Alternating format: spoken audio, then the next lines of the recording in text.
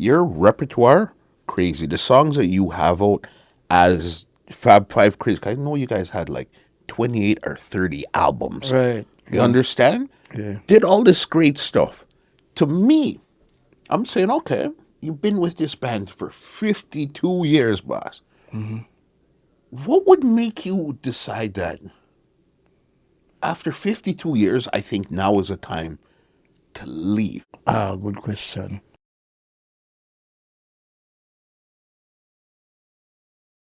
What's going on, ladies and gentlemen? This is Muscle, and this is another Two Line Music Hut's Entertainment Report podcast. And today, I have an absolute, and listen, I don't say this lightly, I have an absolute living legend in the building. Listen, this man is a songwriter, a producer, a singer, a drummer.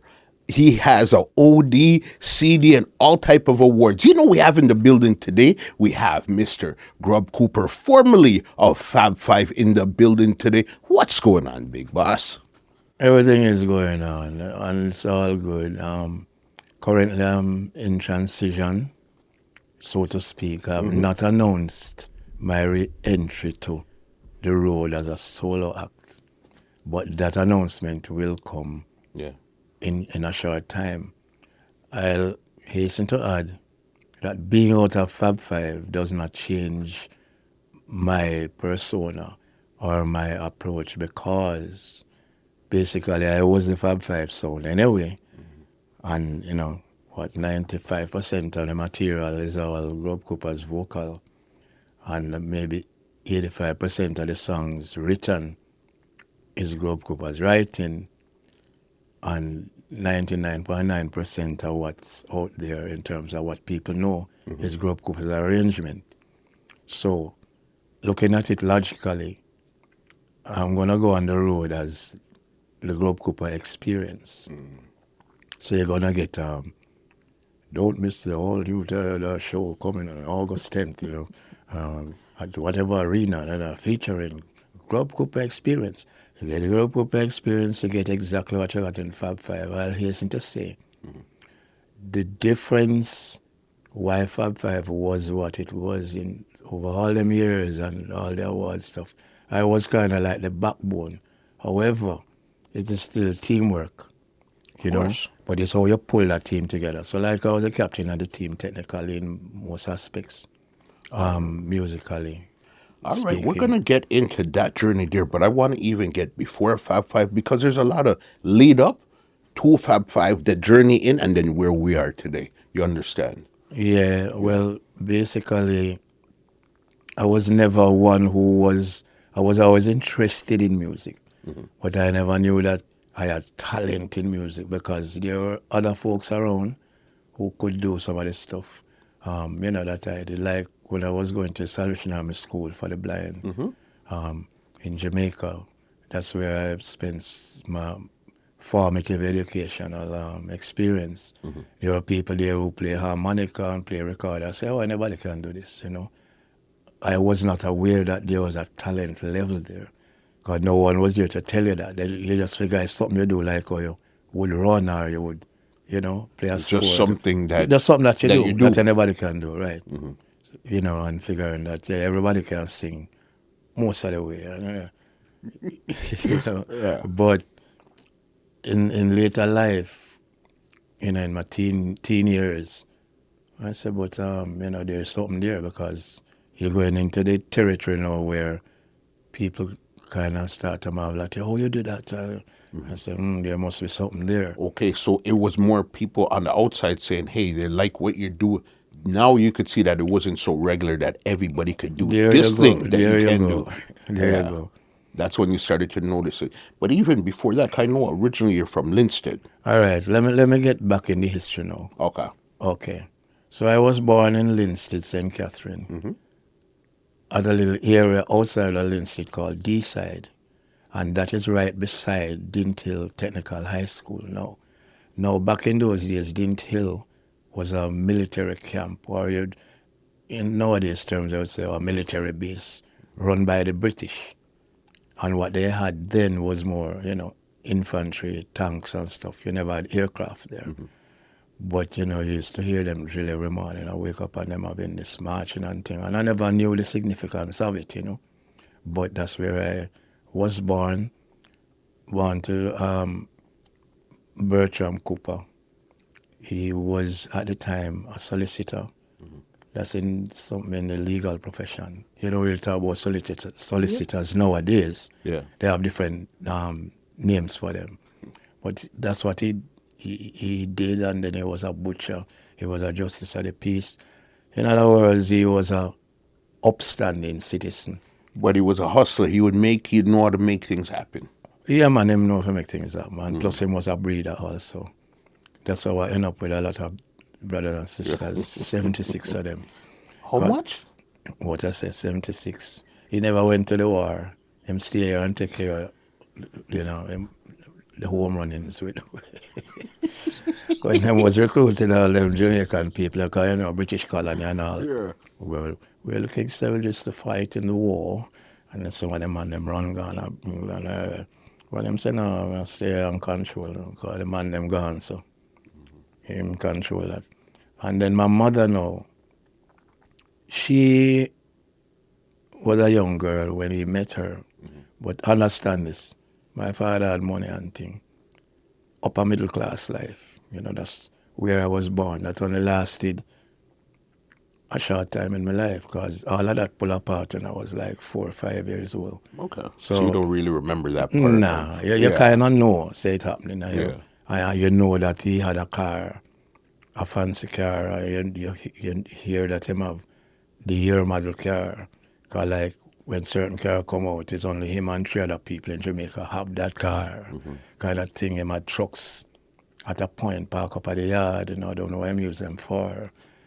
We were on like maybe 10 acres of property. Okay.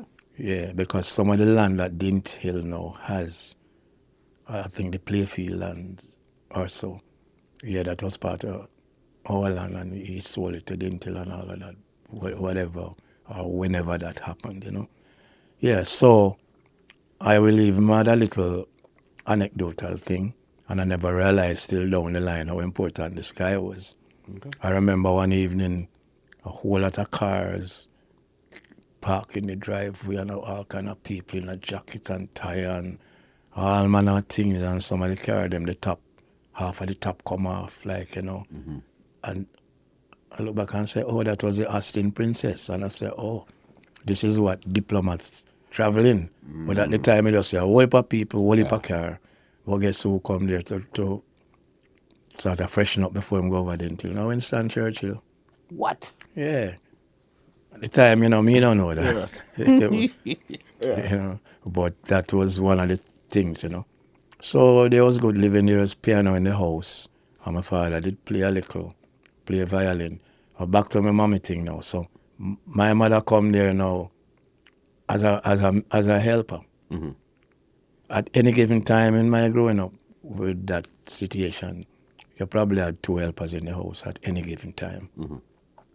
And of course, and him help himself to them.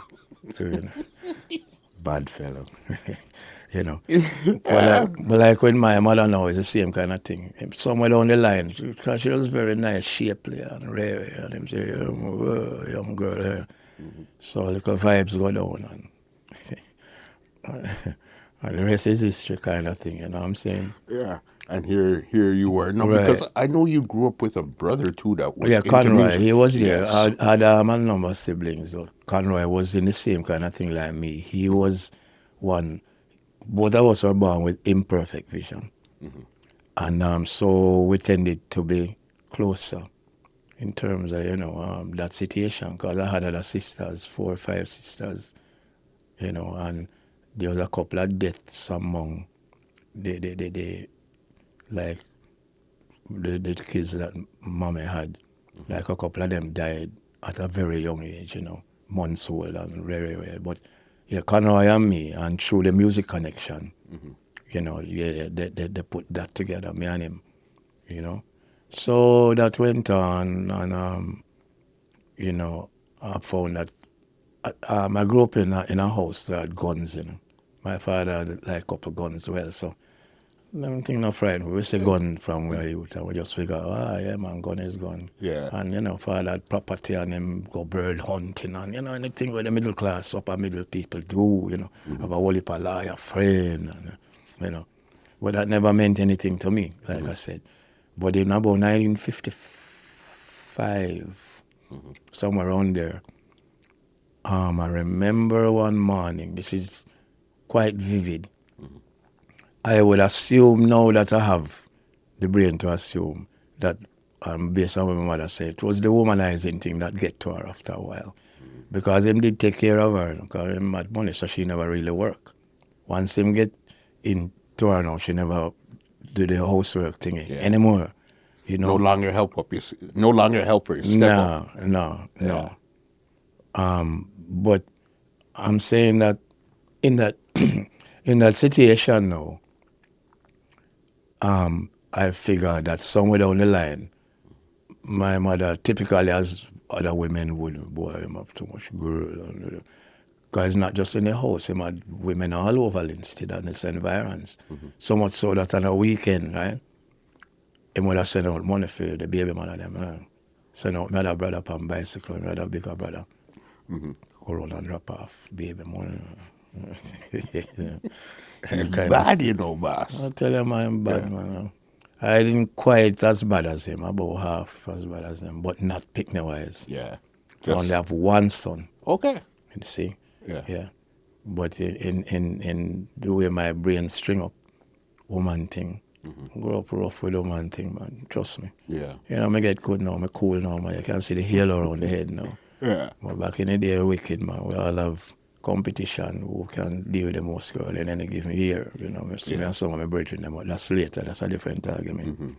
But you're telling me about your mom now. I guess this is where you guys move now. Yeah, man. I'm right there. So there was a public spot one morning. It probably started out as a spot I ended in a fight on the main road going into Linstead. Father lean up gun a house side and ray, and my mother clashing on the middle road and rolling and tumbling and ray and traffic stop and ray and da. Them kind of things, you see that as a youth, and you don't know what to make of it. Because in the house, really, my father wasn't very affectionate in terms of to his kids. We were there, but have that deep-rooted love and thing. Everything is daddy, and like nowadays and people. So I grew up really without this love thing, this family tie, this whole thing of, the whole maternal thing with the mother and no. I never came through that. I learned about love and them stuff and rare when I was much older. But having said that, some people may think, I might say it affected me. But no, it don't affect me. Yeah. I just accept life.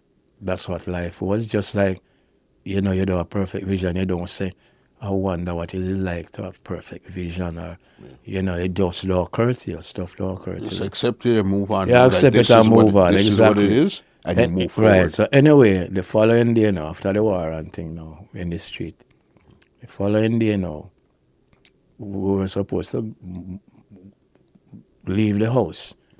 It wasn't something that was said, but we were aware of that because things kind of, mother kept looking out for somebody. Anyway, the truck poster never come. And then the day after that now, she did get a truck now. So when daddy got work now, she pack up some little furniture and a truck man now, 4 away. 2 of my sisters, Conroy, me, and 2 of my sisters. And we headed out. I have no idea where we're going, why we're doing this journey. End up in Spanish Town. End up somewhere near off where they call Walks Road. It's really Brunswick Avenue. So we ended up there in a two-room situation. Not 2-bedroom. 2 rooms. 2 room. Yeah. 1 big bed. 5 on this bed and thing. But it never mean anything because, even though you're coming out of luxury, that situation, it just never sink in. You're still very young at this time here. Yeah, I just life. And then within maybe a month or two, because obviously she leave home, but she never had liquid cash on her. So cash was done, so she couldn't afford to stay there. So she looked down the road. Find another place now. There's a one room now. You got even smaller now. Yeah. Compressed, And so we were there for a while. It's hard to know time when you're young, Time either speed up or slow down. But at a point, I remember my mother taking us to Kingston to try to get us into the Salvation Army Institute for the Blind.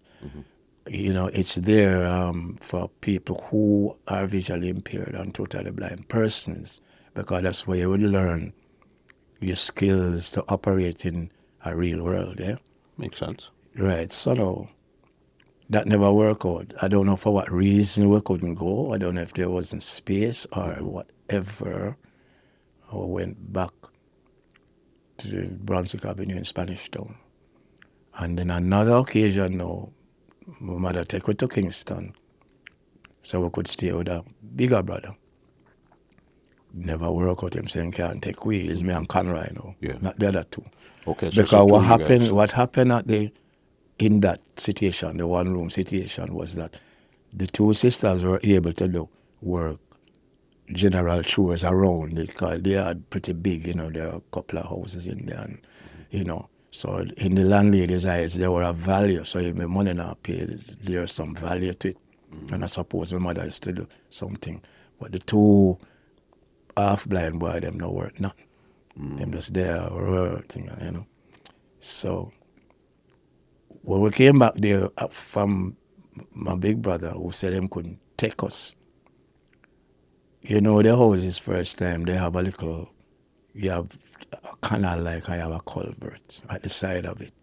And that was outside the gate, So you pass the culvert coming in through the main entrance. So just visualize that.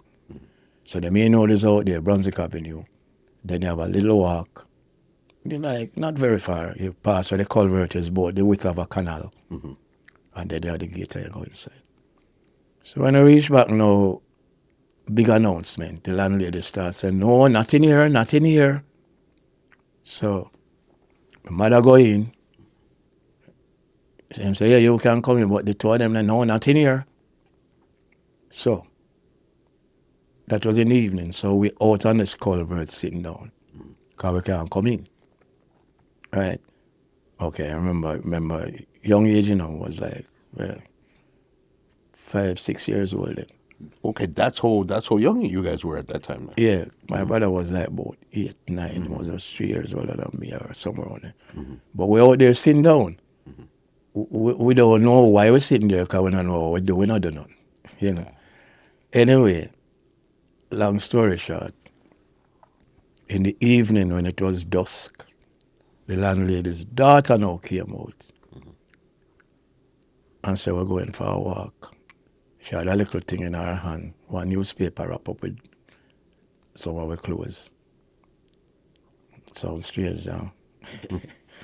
Yeah, man, and walk from there. So go right down to where you have Prisons Oval, where you had the gallows and the Spanish Town.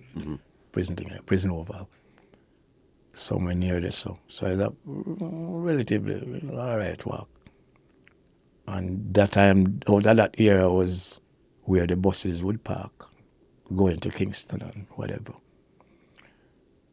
And we're there, so she put up on this bus.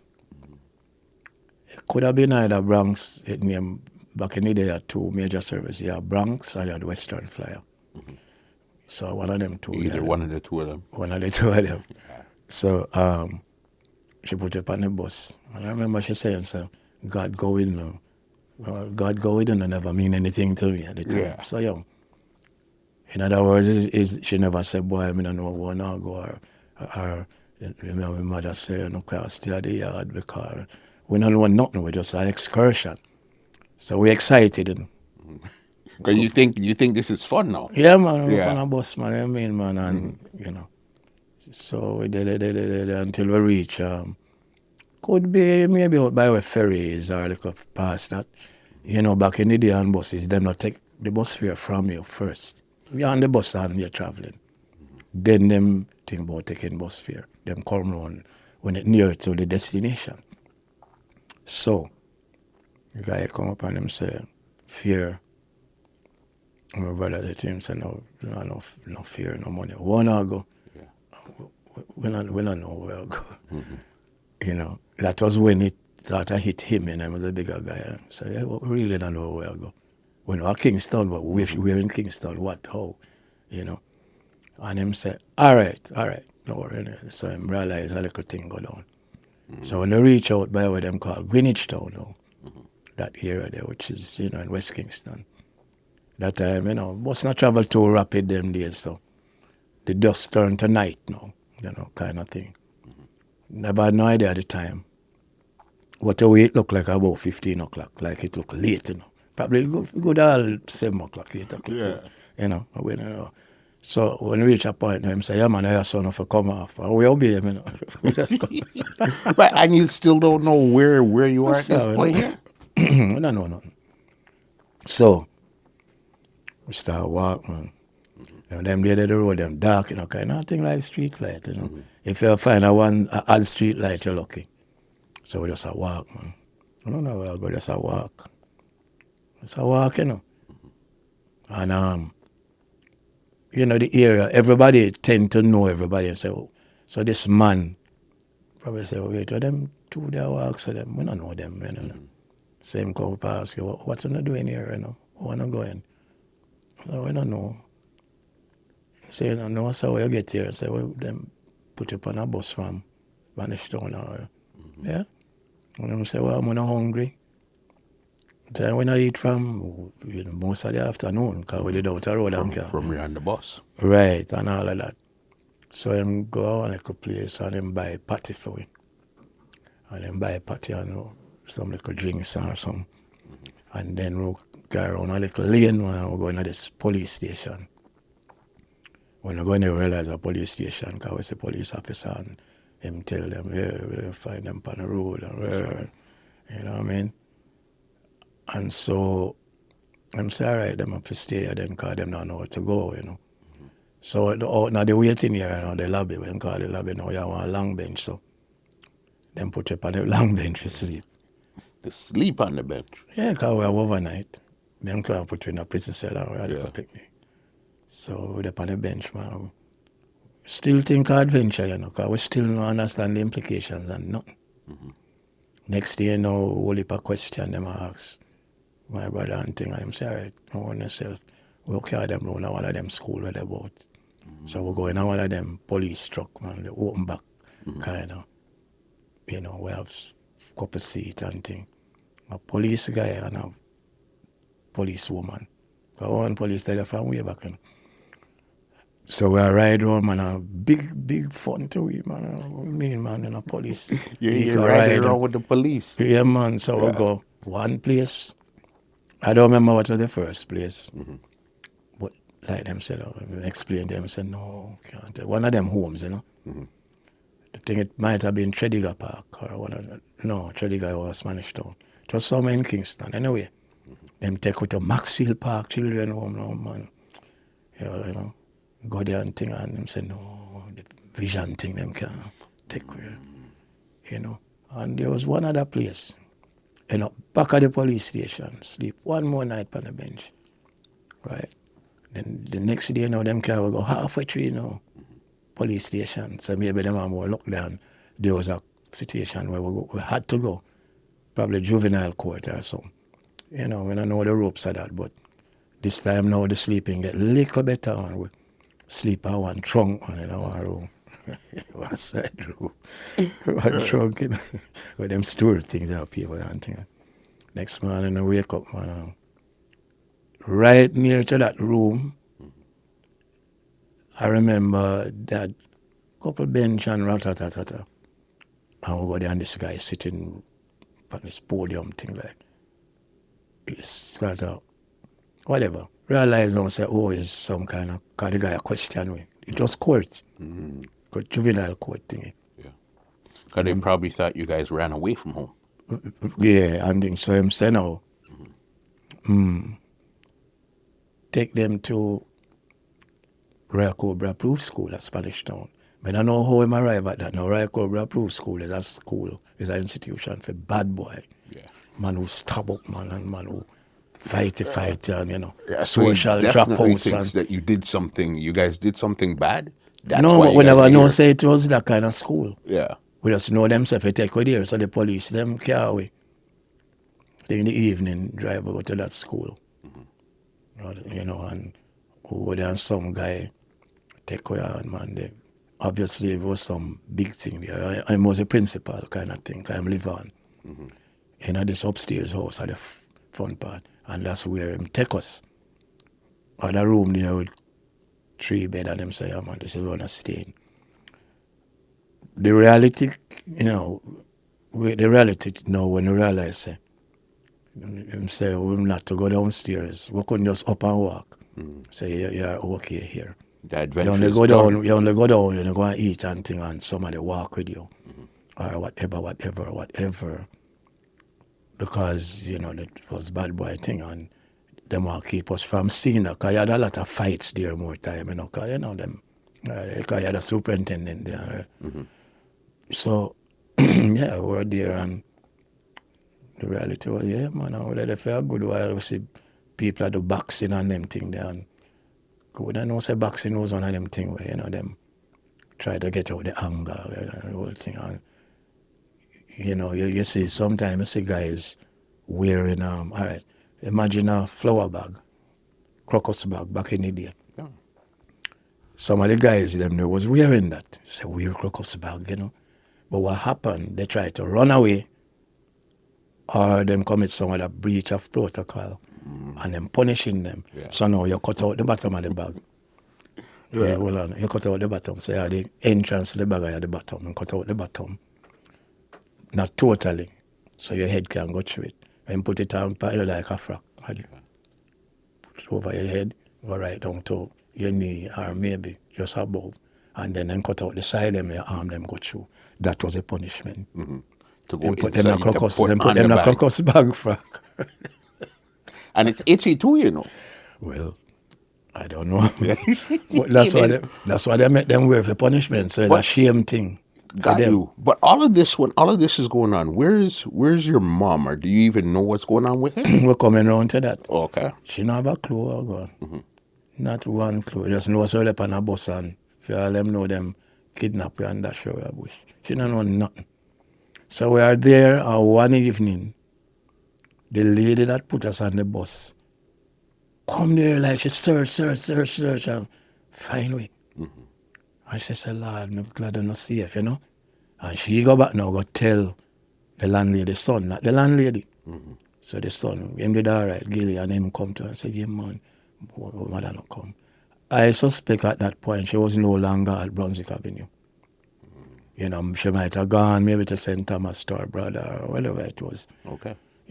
So that was that, and then they tried to take us around to like St. Catherine Primary. One of them, some man said, no, them can't manage this thing, the vision thing. So we actually skip out an important part of the story, But let me backtrack a bit. Being at Brunswick Avenue, one time when mother took us up to a district called Content, up in the hills and stuff. So one of her sisters lived there, some aunt or other, and we were up there, but pure abuse. We sleep on a table on a cold floor. Up there, one of my sisters who, was up there at the time now, from the same experience, and the only time we get to eat and thing, when I make the pig feed now, I want a separate little kerosene pan and peel 2 cocoa and make 2 dumpling and rare and cook up, because the woman not give no food. So is it because of you guys' vision is why you guys That get is this type that of is bad it. treatment? That is it.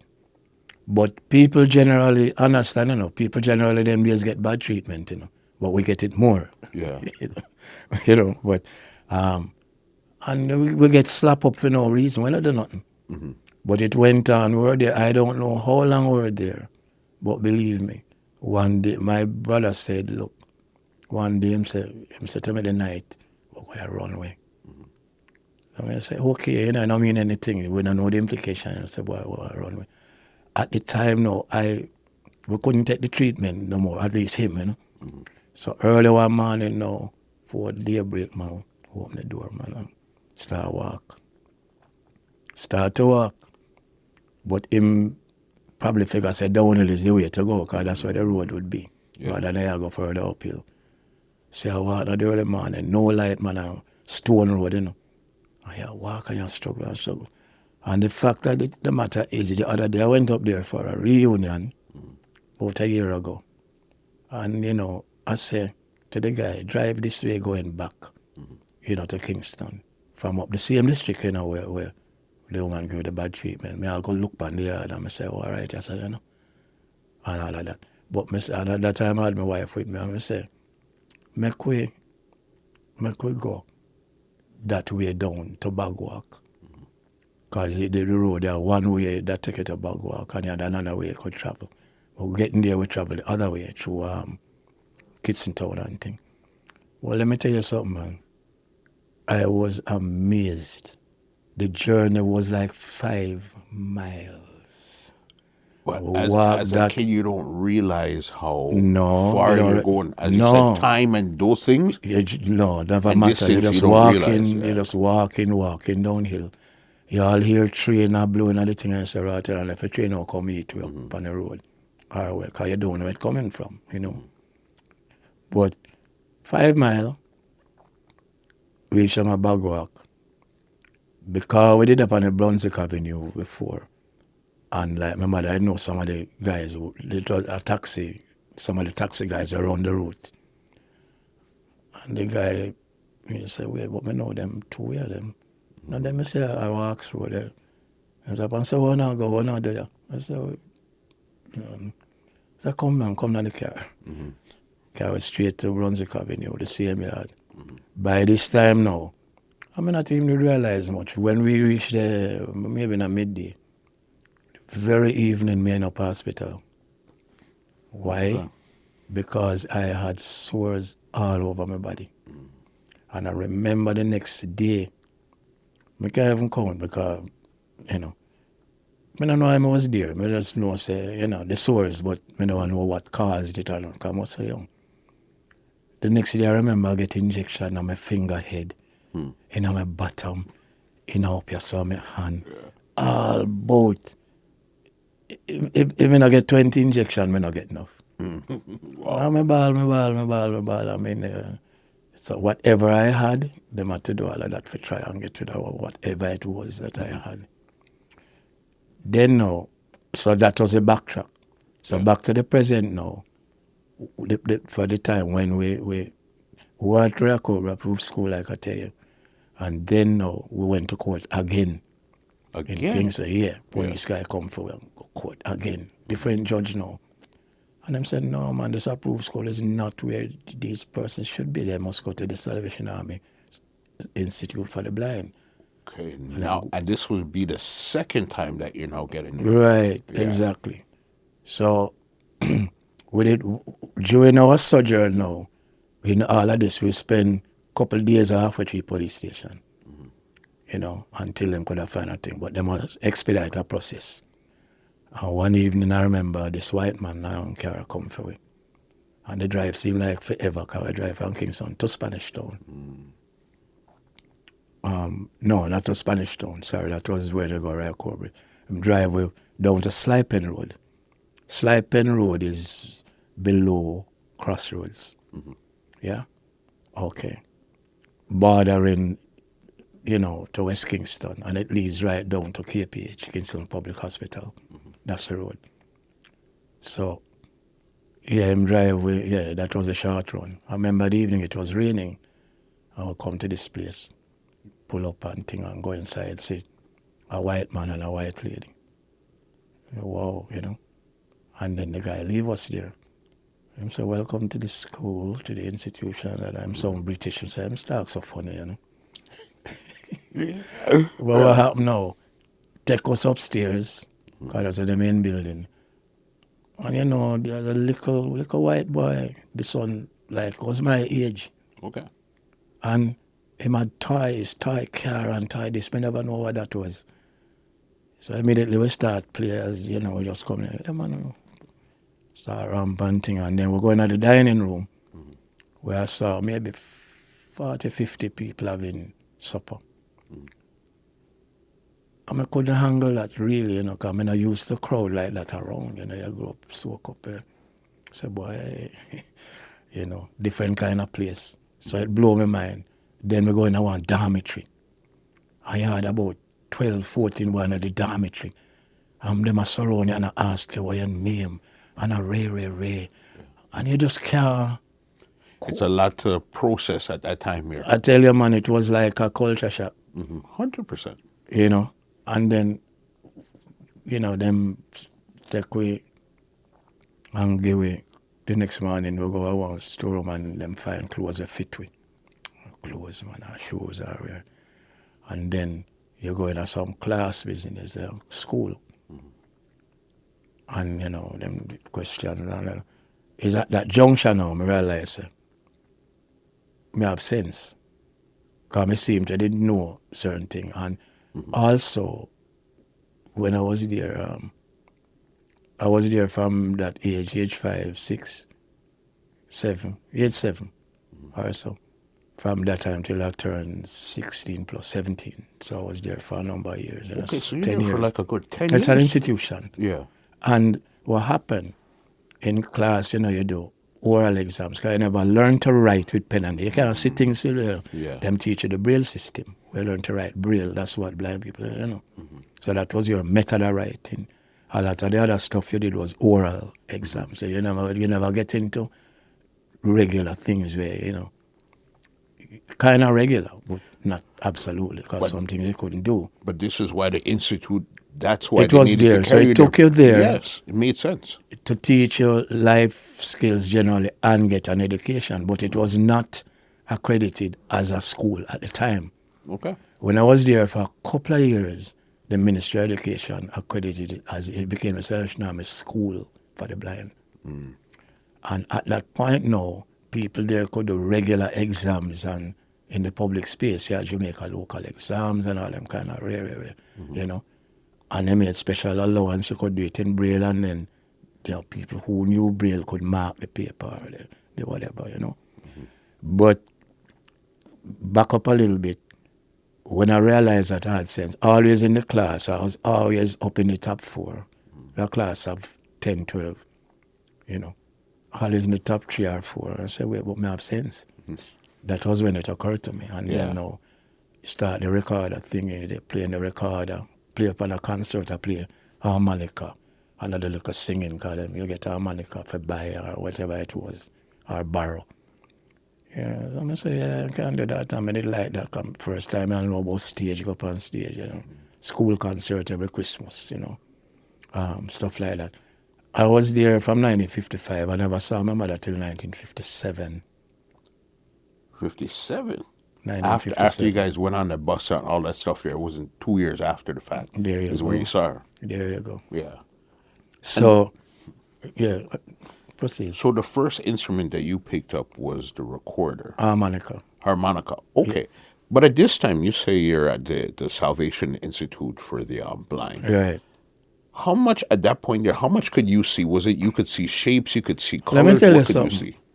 And out in the public space throughout my life, people don't know them. Some people are say, yeah, man, I'm blind, you know, or whatever. Some say whatever, you know, them don't want to ask you. So it's an assumption. Truth is, I was born in a condition called congenital cataract. A congenital cataract situation is where you have this sort of cloud, the film over the thing, yeah? Which make a vision weirdy. So I was born that way. Whether it came about genetically or it occurred because maybe there was an infection during the pregnancy through the mother, I'm not quite sure. But I guess it's a combination of both. And maybe to some extent, genetics come in it because my brother had it, similar thing. I had it. But all my sisters and my other brothers, they didn't have that. But it was a father planning thing, Yeah. Because if the life you run certain way, you never know. And you can say if my mother disturbed my father and all kind of thing about perfect vision, you never know because there was money there. You can't say anything you want to say. But this is the fact of the matter is This is what happened. it is, right? So and then I did a couple surgeries when I was a little tat. I must give my mother credit for that, I Like a think my father corrective they type try of to surgery. them scrape it. That was a process. They never had laser. Them take knife and scrape it. Take out your eye and put power on tail. No, they not. Scrape that. Scrape that. Or whatever. Anyway, the fact of the matter is that I see well enough in general, but not to drive on the road. Okay. That will describe things to you. If I look up at the thing and an aircraft is overhead, I can see the aircraft. I cannot see and tell us, oh, this is a Air Canada. But you see the aircraft and the shape of the aircraft way up in the thing. So what I really have is nearsightedness. An You will extreme see. version of nearsightedness. Yeah. I'll put it to another way. The typical person of 20/20 vision, them say, when you're good, right, you might have 19/19 because you wear glasses, right? I don't know, or whatever. So that is it. I have about, I don't know, about 10/10 or 8/8. Oh, okay. I get this. So there is some level of sight. There's not no real definition. You could see shapes and stuff, but there's no real definition. No. I talk about shapes. I'm saying more than shapes. I talk, man. Yeah. I read stuff too. Yeah. The print good enough. Yeah, I can read stuff. Okay. So I'm saying I have 10/10. You have 18/18. Yeah. All right. Okay. At least it's not 0-0. I got it. Okay. All right. Right. I catch your drift Right. now. I understand. So if it go down to 2-2 now, you'll say, oh, you're on the glimpse and you see shapes. And no. You understand what I'm saying? Like I know you have all your nice sneakers and thing and ray. I see all of them stuff, man. But I have on a ring by your finger. Okay. Cool, I got you. Just cool. Yeah. Right. So we never checked that out before. But me I show you where all things are possible. This is where it's at now. I have on a nice watch and you see, I look by your hand. You understand what I'm saying? Yeah. So it's not really, the way that people, I guess probably you don't move as normally as they would. You tend to move more careful, so people kind of watch that. I'm very conscious of steps and them stuff. You gotta be. For sure. You know what I mean? Yeah. So So- that was a situation from back then. So you were telling me the first instrument you picked up was the harmonica. Then I started to learn the recorder in 1957-ish. And in 1959, 60, I started to learn the trumpet. But I could have learned the piano on him, but at them age, I start get sensible, like, I start find my footing. And why they wanted us to learn instruments was to play in church, because Salvation Army had a brass band, that's for them hallmark, and them are rare. So them grooming to go play in the junior band in a church. I mean, I do no church runnings. I mean, no, sir. If them say learn the instrument because it's a skill for later life, fine. But no, you can't play it. Them call it any old jazz. Them know why you're playing on pop thing, You have to play church thing. Church music. I'm object to that, because for them time I'm a rebel, Yeah. I say, no, sir, I know them things. So with the trumpet, make excuse, boy, my lip is hurting, sir, Then my lip not hurt. No, I learn that. I mean, I learn piano either, because I had a lady there who teach piano, and people would come in and teach piano, and I could have learned it, but them are prepared to go play in a church. Never want that. So that was the problem is after I left that situation now, first of all, academically I did quite well. Okay. Not that I studied hard. I'm not a good student like that study. That make it even worse when I say, well, I'm bright. If you not really study seriously and you And you're getting the grades. yeah, man, you're a shot, man. So what happened? Time come and we take the Jamaica local exam. My brother took it ahead of me. Because remember we became a school then, they did the Salvation Army, they became a school, so we get normal thing. Him did good, first year, second year, third year, that's how you roll. And my brother came, I think when him the third year, so got no good shot at it, him come maybe third at Jamaica or so. Okay. Because when them put out the thing, them tell you your positioning and what you're doing. So, anyway, me take first year. Scrape through, man. Class 3 honors. Me Vix. Class 3, but, me say me pass. Because me think say me a study. I mean, me know me not study, Class 3. One thing with them exam they do, what nice about it is that if you fail one subject, you fail the whole exam. So you had to be pretty versed in all subjects. With all your subjects. Right, so it make you rounded, So, right, I think I'm going to get class 3. I'm upset. And my teacher cussed me out and all kind of thing. Following year now, we go second year. So, but in that second year now, step up the thing because I said, no, nobody cuss me. So, I got a class 2 pass that time. So, well, that's not bad. But me was one of 9 people who get class 2 that year. So, but it don't mean you come 9th in Jamaica and I get title for them things. You just know, say, of 9 persons who got class 2, I was one of them. You're in that 9. And I the said, group of wow, we are going and everything I encourage you now. And I said, well, you're hot youth. He said, when third year come around, still the whole thing, not studying now, still, me just can't discipline myself for study. Sit down and study You try cram now when you have a month for the exam. And every morning you wake up early, man, you try cram. And you're not foolish, because you can't learn so really. But you think it's a day good. You have to just memorize and understand the concept and know what you're trying to put in your brain. But anyway, some never know say me so bright here. But anyway, when exam time come around, man, I tell you, second in Jamaica. In Jamaica? Yeah. Rough class 1 pass, second at the island. And then now, I say, time coming up for me leave school, but me too young.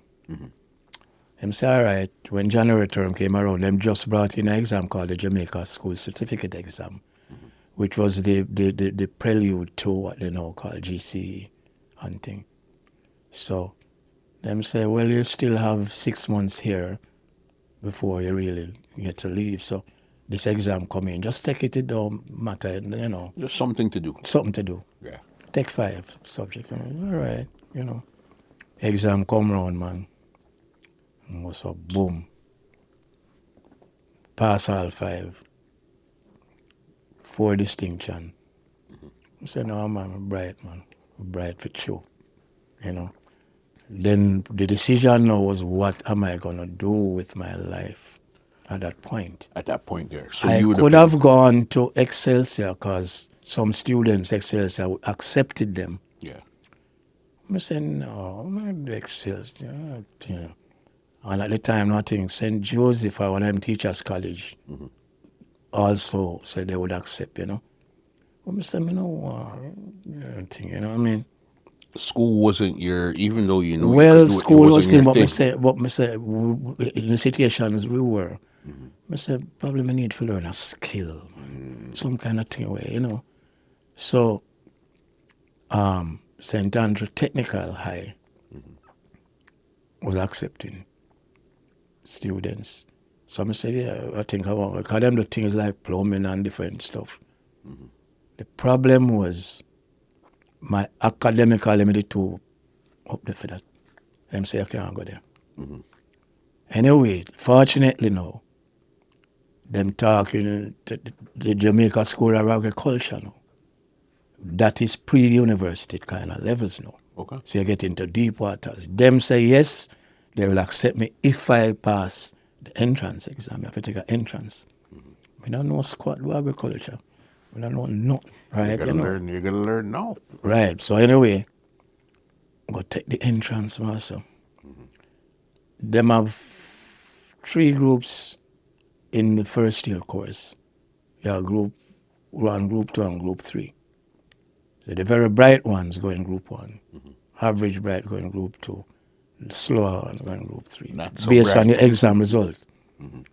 I was in group 2, but maybe they don't put me in a group 1 because they know my problems. I said, no, it might be difficult for him. So I drop in a group 2. So, wow, nice.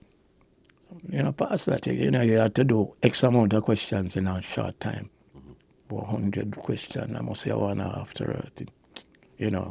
But is them be optional answers, whatever you pick. Yeah. Out of these 3, Right. what's the right answer? Right, and all them stuff, you know what I mean? So, anyway, I get accepted. So you're boarded there. And cut a long story short, when I was there, every instrument that to play pop music was there. And then most of them brand new. Because the guy, the principal, wanted to have a school band, So you had guitar, you had bass, you had trumpet, you had saxophone, you have a organ thingy, drum, So now you're getting into the real, because you got a taste of playing instruments already. But Right. now you're getting into the real deal of instruments. Right, here. but here's the thing now. It was there, but I still wasn't thinking of it because I was there to study agriculture. But the guy them say, yeah man, you do little music thing, come round the band, man. And, because them a try and put a band here. So, me couldn't play anything. I said, well, I wouldn't take a record in the band. And I said, I can't really play no. So the first year, so I go. Me and this guy was in the lab technician. Him apparently, I noticed him could have play. Him play like 2, 3, 4 things. I said, wow, good man. Yeah. And there was a guy named Mike Thompson Jr. who did accounts at the school. He part-time used to sell organs at a place called One Ards. One Ards they were the organ dealers in Jamaica. So them sell organs to churches and to whatever little bands were probably found where use organ and stuff, Mike Thompson Jr. is his name. He actually had some songs that he recorded. So him, Mike Thompson, yeah, cool and thing, and him was there, and him kind of influenced me too. I said, wow, him play good, man. But the guy now, Owen Dawkins, one time I went to him because him live on the compound. I said, you can't teach me one of them instruments. All right. I said, this is a bass guitar. I said, all right. You do that. But trust me, man, my finger them couldn't get the burning, to be honest, because the strings were high. They wasn't professional enough, too high off of the fretboard. So they pressing on. No, man. And then, that was bad and not so bad, but here now, the bass have 4 strings. But my little piece brain now, it feel like one big string. I could not wrap my head around it. That's one concept that you couldn't understand. I couldn't grasp it. Me try for a couple of weeks and I said, no, I can't figure this out. So teach me a next instrument, man. I said, all right, you used to play the record, all right, this is a tenor saxophone. I said, this is whatever scale, you learn to play through the reader, learn the reader. I get sound all the time. I say, wow, get sound. I say, yeah, man, this and that note there, that note there, that note there. And them say, work out the rest for yourself. So I started playing saxophone. So I say, if I can get sound out of that, nice sound. Then no. Drum set there now. But one element of the drum set not there. The set never came with a thing for the left foot, the hi-hat, they call it that. But okay, so there's usually 2 pedals. One's for the... Yeah, the left foot pedal wasn't there. Got you. But everything else was there. The tom them and the cymbal and the kick drum, yeah. So when me have like a spare time, all the lunchtime after me eat lunch or rare, Corona corner, man, stick on me. Try to keep beat, you know. Yeah. Keep beat, and I say, well, but I can't keep beat good. But even then now, I deal with the school band, but I play saxophone at the time, because I don't go out there never play sax, so I turn big thing. Can't play nothing much, you know, but I turn big thing now, sax player, you know, and another guy play drum and rare. So sax was the first thing. Now, I learn the drums on my own. I could keep a beat. And what show me now, the principal, knowing that me I deal with this music thing, him say, you know, I am going to have a party. And I'm both saying, I'm having this party with my friends and I want to feature a couple of your students. I want you to play the drums. There will be Mike Thompson Jr. and there'll Mr. Dawkins, and then I'm getting Mr. Ernest Wrangling. Somebody say, Yeah. Ernest Wrangling, sir? Yes. I said, but why can't I play good enough for the world famous man? So, well, you know, I have to feature the students. I said, all right, well, see how we try. Why the night comes, sir? We don't know what song them I play, we don't know nothing. But Ernie would have tell me, you know, because I'm like the band. Man, afraid. Because you know you play this world famous. Because I don't know nothing about drum. Nobody don't teach me nothing. Afraid. You're in the big leagues right now. Afraid. They better if me say to me, so come play like a saxophone. But I'm more comfortable. More than drums. Drum. Yeah. My goodness, man. So anyway, party start, man. I do the best I could. You know, come in. Concentrate, man, come. I remember, wow, there's nothing wrong, wrangling. Oh, Mike Thompson, go on, now we play. I didn't realize how long we play. Because I'm so focused, man, you know what I do. So we get a break now. And I say, Mr. Wrangling, how was it? Yeah. And then I say, no, man, you're okay, man. Yeah. You have good rhythm, you know. You will play drums, man. Stick with it. You'll play. So if I play again the next set, now I'm more confident. I say, well, if you're in a wrangling, say so. Then I must so. Yeah. And there was no looking back after that, you know. There was a looking back. Because I go around one time. My brother now, Conroy, he was around a group called Sing Out Jamaica. A youth group where we deal with good living and, you know, promote goodness and not church, you know. Just say, look, we don't live good as youth and Okay. you know. So he was a musical director and them had songs and rare. So I mean, go watch them one at the time, one of the show them and say, nice, you know, I never penny nothing, because you know, me a rebel otherwise, so I not too go around the thing, man. So I see them and say, yeah, all right, cool, yeah. But me know. One day in another show to Harbour View, me there, so. The drummer them had was unavailable. I remember I played some other little band. So Conroy, him call me up at school. Boy, we have a show to Harbour View when I'm not drummer. You have to come play. I said, well, I can't really play. I said, no, man, you have to come. Okay, all right, cool. Now, that is the time now. I buck up the drum now with the other pedal. Okay. So all this time, even when you're playing for Ernest Wrangling, you didn't have the other pedal No, yet? because the drum set was the one at the school. Yeah. So I never had that. So I had to make do where I play certain beat. I use the cymbal and play that to that thing and things. So it never too bad. Only when them play calypso, it's a little awkward because you never had that. You know, the thing, the one on, you know. Anyway, I say, all right, I come. So I go to Harbour View, so them explain to me the type of songs they do and the kind of rhythm for whichever song and thing. We said, but this is hard to do, you know. I said, oh, man, you will get through, man. Man, we go around the drum. And, you know, I'm confident now, pretty much. But it's a different set now. I I never know how to adjust a set for suit my thing, like, oh, you adjust a car seat for suit or you, whatever. And I play, and it look like, I don't know if the seat was a little too high or too low, but some of the time I play the drum in front of me, the main drum, and sometimes instead of hit the drums flush to the center, you either hit the edge of it, so you don't get the sound coming out, or you go for the cymbal, the crash or whatever. Anyway, bottom line is some youth at the front, right?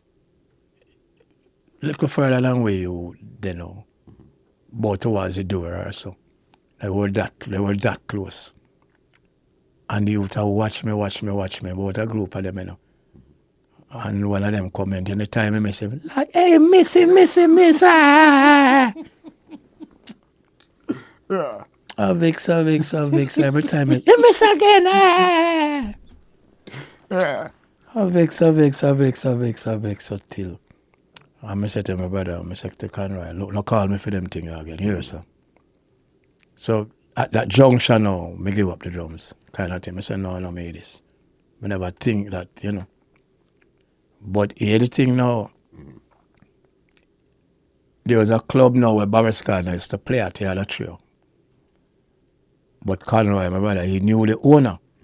But Boris got another job at another location at the Courtly Hotel. Big thing, you know, play, 4 or 5 nights a week, resident. So the club where him was leaving now from was a resident thing, play Wednesday to Saturday. So he left there, so them never had a band. But Eddie Knight, my brother, Eddie Knight was a proprietor there, the owner. And them say, Conroy, you don't want to come play at the club and thing now. Conroy, I only know him figure now him will draw me in at the thing now. And him, that time him knew Frankie from Sing Out and thing, Frankie Campbell, who played bass in Fab Five now and thing. So him know him. So he's a trio now. Him know Frankie, so him and him Conroy play keyboards or two. So him a look for a drummer now who draw for me. So but nice. We'll play a club thing. I say about me a study and no man we carry home after we don't play a night time and I don't worry about it and da. But we audition, man. We audition for the work, man. And you get pay and things. Say pay, that sound good because me never nobody for give me money when me at school, innit? Me have to find me one money. Anyway, them come for me. So the journey from Twickenham Park in Spanish Town to Kingston, that's about, like 10 mile, 11 mile. We talk about 3 songs, because we said the audition would be like, what easy for play. So my brother describe it, the song them, so we'll play that and we'll play that and we'll play that. 3 different style music that them sister will. You're versatile. Right. You could play it. So we talk about it, and say it's in a dark key. Then, well, the key never bother me, but him tell me what the rhythm style was. Why may I tell you so? Going to the club the night, you had a few patrons coming in, but it never full out yet, so we got there at about 7. So the band usually start play a little later than that, maybe 8 or 9. So we come early, so we could. So we play with 3 songs them. Enough nerves, obviously. Then my brother asks Eddie Knight how we sound. Eddie Knight say, no man, you can start right now. Yeah. Right now. Right now. But Conroy, my brother, him a think sharp. Because only 3 songs we know. So we couldn't start. Yeah. Right? So him say, actually no, we have another gig another engagement. I say, oh, but the brother say, look, can we come in the club tomorrow to get accustomed to the instruments and to practice the instruments? Yeah, sure, Yeah. Yeah. Not go say it about. No go so. Them open the club about 9 o'clock and from 9 till about 4, 5. We practice, and tune after tune, we practice. I would start that night.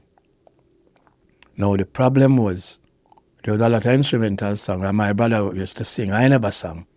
Okay, so he was originally a singer, and I think he was playing on In my keyboards keyboard, too. Yeah. keyboard is the main thing, man. Them good, and them play trumpet. Him play enough instruments. Okay. Yeah.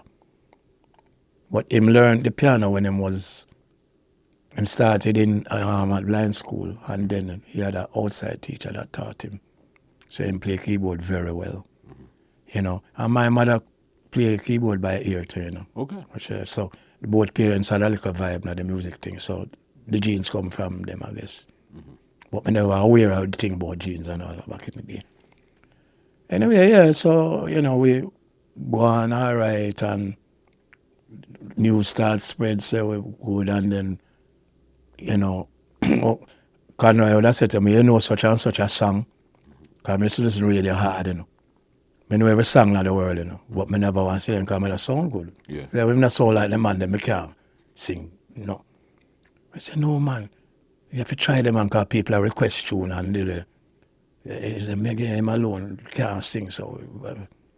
Say, yeah, all right. So now I start sing and play drum, but hear the joke now. Me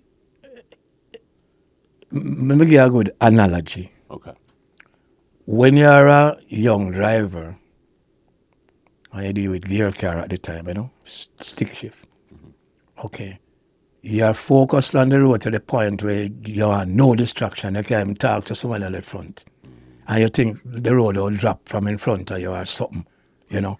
And you have 3 hands on the steering wheel, and you sit forward, you can't even lean back, you know what I mean?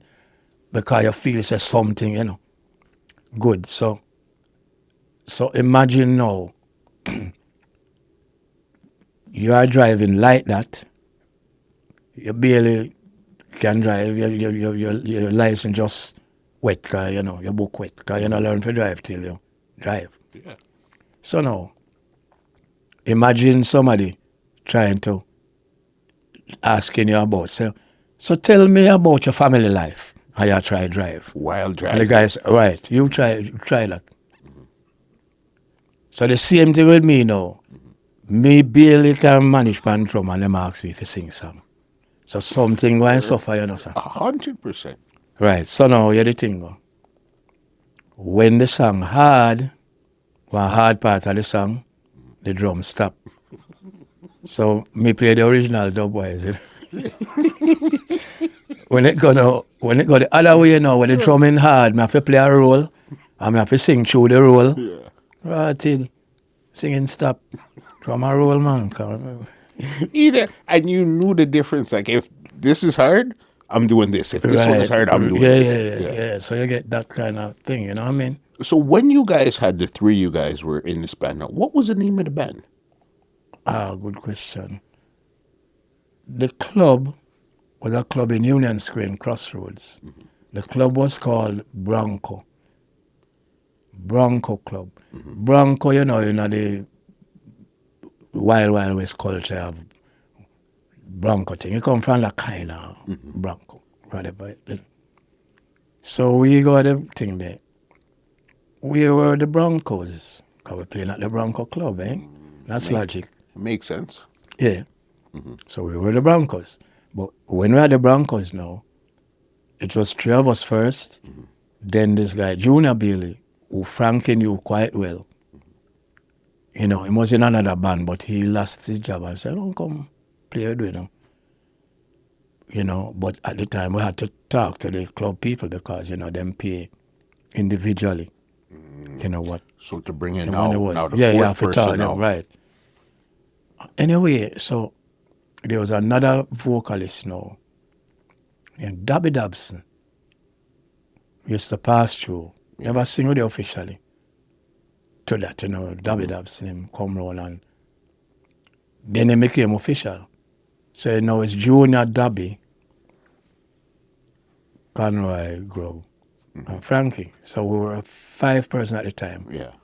Then Dabby went away, and Peter Scarlett came down there, come the vocals. So Peter Scarlett was actually there as a mainstay, because Dabby, I'll tell you the story we'll move on where Dabby really came full time, like, at a point. Man, so we're there and the club, ram up, man, doing very well. Everything nice. Everybody talk about we and thing, and I get accustomed more to the thing. Broncos. Yeah, the Broncos start sing up more thing, man, and I get enough girl then, and that time was the girl time, man. And I'm mad them with girl, man. Yeah. And time I heavy drinker, cause when I drink now, I'm brave. And the girl, me say until me just say, right to them, and I feel no way, you know what I mean? So that's how the badness come out. Absolutely. Terribly bad, you know? At the Bronco Club. At the Bronco Club, correct. And anyway, eventually now, Frankie's uncle had a hotel he just built named Hotel Kingston, which was an halfway to road, just up the road from where the Bronco Club was in Union Square Crossroads. But Frankie's uncle said, look, what minister now have a lounge and thing, you guys don't want to come play. It would mean one extra day, but more money. So we said, well, more money. If you left this thing on, So we tell them and them say, boy, if we move on. So we move up to that one. And then is when, Dabby Dobson was there most of the time. Okay. As vocal. Now we were playing there for a while, we were just a resident band. But we played at an event there, poolside. And the MC at the time said to us, what try to introduce you guys as? What's the name? So we don't have a name. Oh, okay, I'll think of something, So because you guys had left the club now, you guys no were longer known the as Broncos. Okay, but you guys didn't actually come up with a No, because you're a resident band. When you're a resident in a you. place, you're just a resident band. Yeah. Except you're a full-fledged band coming from off the road to do resident. Like even in the hotels nowadays, some places you go, the band on name. Them is a resident band. Yeah. So that was the phenomenon then, we're just a resident band. Never a name or really. There's a resident at the club, the guy said, you're called the Broncos. I said, cool. Yeah. The Hotel King said you couldn't really be called the Hotel Kingstoners. It doesn't have the same ring. No. Whatever. So the guy said, I'll think of something, man. It was a fashion show too, with a pretty girl and I'm calling, ladies and gentlemen, the Fabulous Five. Right. There's 5 up on the stage. Yeah. Right. Naturally, logic, yeah. Cool.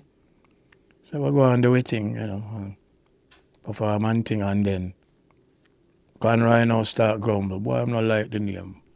None of them very like the name. Yeah, man, the name no sound. Fabulous Five. No. You didn't have that, you didn't feel it had that ring at that time there? No, because back in the day that a band them was like the Falcons, you had you had the Mighty Vikings, you had the Dragonaires, you had, something that sounds powerful. Wow, never had the Catch-a-Lights, the Fabulous Five. Oh, yeah, they never ring true. Yeah. No, we're in pop music, you had a fabulous name for nothing. I just later down, we never really know about the Fabulous Flames, which was the name given to the people who sang behind Gladys Knight. Not Gladys Knight, behind James Brown, sing and dance. They were the Fabulous Flames. And then the Fabulous Flames out of Jamaica with Chikes and Lovindeer and them people. Them were a dance group and sing too. So them adapt the name from James Brown people, because remember the original James Brown, you see the Flames dance, man, you're mad. Yeah. Right. So they had that. But, so we said, why not like the name? Because it just not ring true. For real, at the time, it just never, I cut it, you know what I mean? Considering the other name, then we hear all about the place and thing, and, you had other little guys, man, come on, they had Inner Circle, and them name, so, yeah, Hell's Angels, yeah, think they are shot, Fabulous Five, So, Conroy, I know him, always into this weird called sort of martial art kind of thing. Him not do it, but him figure the band. Him say, we want to change the name to the Commandos. You know what a commando is? One of them military type of guy. The thing on them do. Thing there. Yeah. Commandos. All right. Commandos. At least it better than know. All right. So when I put out the ad, them put out an ad once every week. Just promoting the fact that Hotel Kingston, the other have live band playing and thing, you know. Them used to use Fabulous Five in the ad, you know. But we told them this time, say, look, when you put out the ad again, please, the band is now the Commandos. Okay, them take a note. But I if them not tell nobody or what or. So, the Hotel Kingston, the other will look for the ad now to see the Commandos. The Fabulous Five. So, sure. Yeah, idiot. I say, well, can't bother you, make it stay, you know. And that's how the name stuck right there. Right. And then now, backtracking now, so back to me. From the JSA Situation Agriculture School, everybody every first year is a grub. And my brother now, when I go Kingston, I'm go around the sing out Jamaica thing, cause after a while now, I start play with sing out, you know. Because them never had that thing, I get confident now. And I say, no, man, you really feel complete. All right, cool, let me play. Him start calling me, every time him call me, Grub, so everybody, Grub. I just stick to that. Wow. Yeah. You know, everybody just call me Grub. I say, all right, my might have let's stay. Grub Cooper, all right, big deal. From there. Yeah, all right, it did it, so. So you're, okay, the drummer, you guys got this name, it stuck on you, Fabulous Five. That wasn't even Fab Five at this time, it was Fabulous Five, the whole name. When did you start writing music at this time here now, or you guys were still like a cover band? We covered stuff, because we started recording down and we started recording at Harry J Studio. He was the first guy we said, yeah, man, want recording, you know. So the other song where Frankie wrote, Frankie Campbell, called Come Back and Stay. He had done it before with another group he was in, like a singing group. Yeah. I said, all right, we could record it, nice, you know, thing on Peter Scarlett sing lead, and you know, we do it in a reggae and thing. At the time when they did it, it wasn't in reggae. They did it as the kind of rhythm then was different. That's a bolero-ish. So I already recorded it. That's so. Boom, number one. Yeah. And this is your first song that you guys recorded. First song we recorded right as Fab Five. Yeah. Because that song there, when you listen to it, you could see the style that you were singing. It wasn't like a reggae style. It was almost like an American style you were singing. Yeah. But the rhythm was Right. what carried it right back into the whenever as roots, because you know, at the time when we came to the fore, all them other bands that came up, the Inner Circles and Tomorrow's Children and them, you know, we went some of our tertiary institutions. They were bright people, so we figured it was the proper thing to sing properly, you know, like the American, and even local you try sing good English, or you try, you know.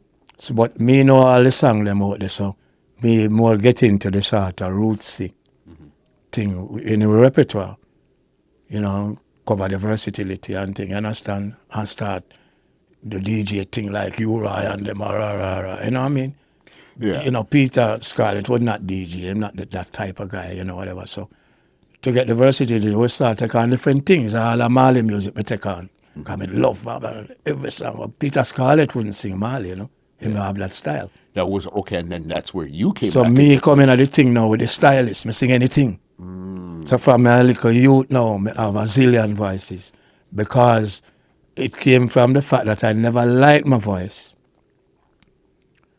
And I'll explain that to you. When we were at Hotel Kingston, as the Fabulous Five, we were there for a while. One night a bald white man come in there. I love you guys, so you'll play. I want to take reggae to Europe, and I want to take you guys. So we never take him seriously. I take to Germany first. Well, all right. We not take it serious. Kind of time people talk rubbish for them. And him deal with this guy, David Banks, who used to be in our jar, and David him was liaising with. And the man was serious. Him take two hand players, him take two dancers. We never had hands in the band, but him go around the place and him find two hand players that him like. That makes sense. Him find two dancers him like to teach the people them the reggae. Yeah. And we as a rhythm section him like how it sounded. So then you guys So just lo and added behold, some more stuff to it. that November now, lo and behold, the first band now carry reggae music to Europe, Germany, Munich, Germany. It is nobody else that take reggae to Europe. Millie Small was there doing her My Boy Lollipop and ta, but she never go to Europe. She operates out of England. German, she never go to Germany. Germany never knew reggae. It was all alien to them. So this man come to introduce reggae to Germany and to the wider thing. Him had money, so him say, I must say it work, And it turned out, master, we travel. Amazing indeed. And so you guys were the first reggae band There you go. in Europe. Well, let me tell you, what is strange about it, people may not be aware of it. If you look up the history of it, look for an album in YouTube or wherever. The group was known as the Reggaes. Logical. You're promoting reggae music, so the band is the Reggaes. A band that plays reggae, naturally. So we were the Reggaes for that tour. And we did an album to that effect too. So So you didn't go on tour. Well, it would make sense because they put together more people in the band. Yes, so because it couldn't have been the Fabulous Five Got plus, you. and they want to go up with a name. Got you. So you guys went out there under what was the name? The Reggaes. The Reggaes. Okay, and then when you got there, you guys When we got recorded the there, album. hold on to tell you worse than that. When we got there, we also did the trip with Marcia Griffiths. The guy liked Marcia Griffith bad, or her voicing was. So it was a whole thing. The dancers, Marcia out front as a reggae singer also, and we playing the music and doing our thing, plus the two hand players. So there was a real big band thing. And in Germany, they used to pretty big bands, So that was it. So I couldn't call it Fabulous Five anymore. So is Marcia Griffiths on this album too? Yeah, man. You find the album, you see it. Yeah. All of us pictures there on the front cover. Yeah. So you'll find it. The album is called The Reggaes. Yeah. So it features all you see on the cover. But it's not bringing reggae to Europe. You had a couple things which were not reggae, because one of the hand players, Barry Sadler, he did some other kind of more mentor style thing. But it was okay. They got by with it because Germany found it cute, little thing. You know what I'm saying? But the reggae thing, yeah. And we went there, we recorded that album in Berlin on that first trip. Flew to Berlin in a snow. We experienced snow for the first time. Wow, snow. Yeah. All kind of stuff. So everything happened like the speed of light. At this time here, so how long did you guys spend in Europe on this That first first here? trip, 1 month. Well, okay, so you guys are doing. We were in couple Germany shows. 1 month. I went all over Germany.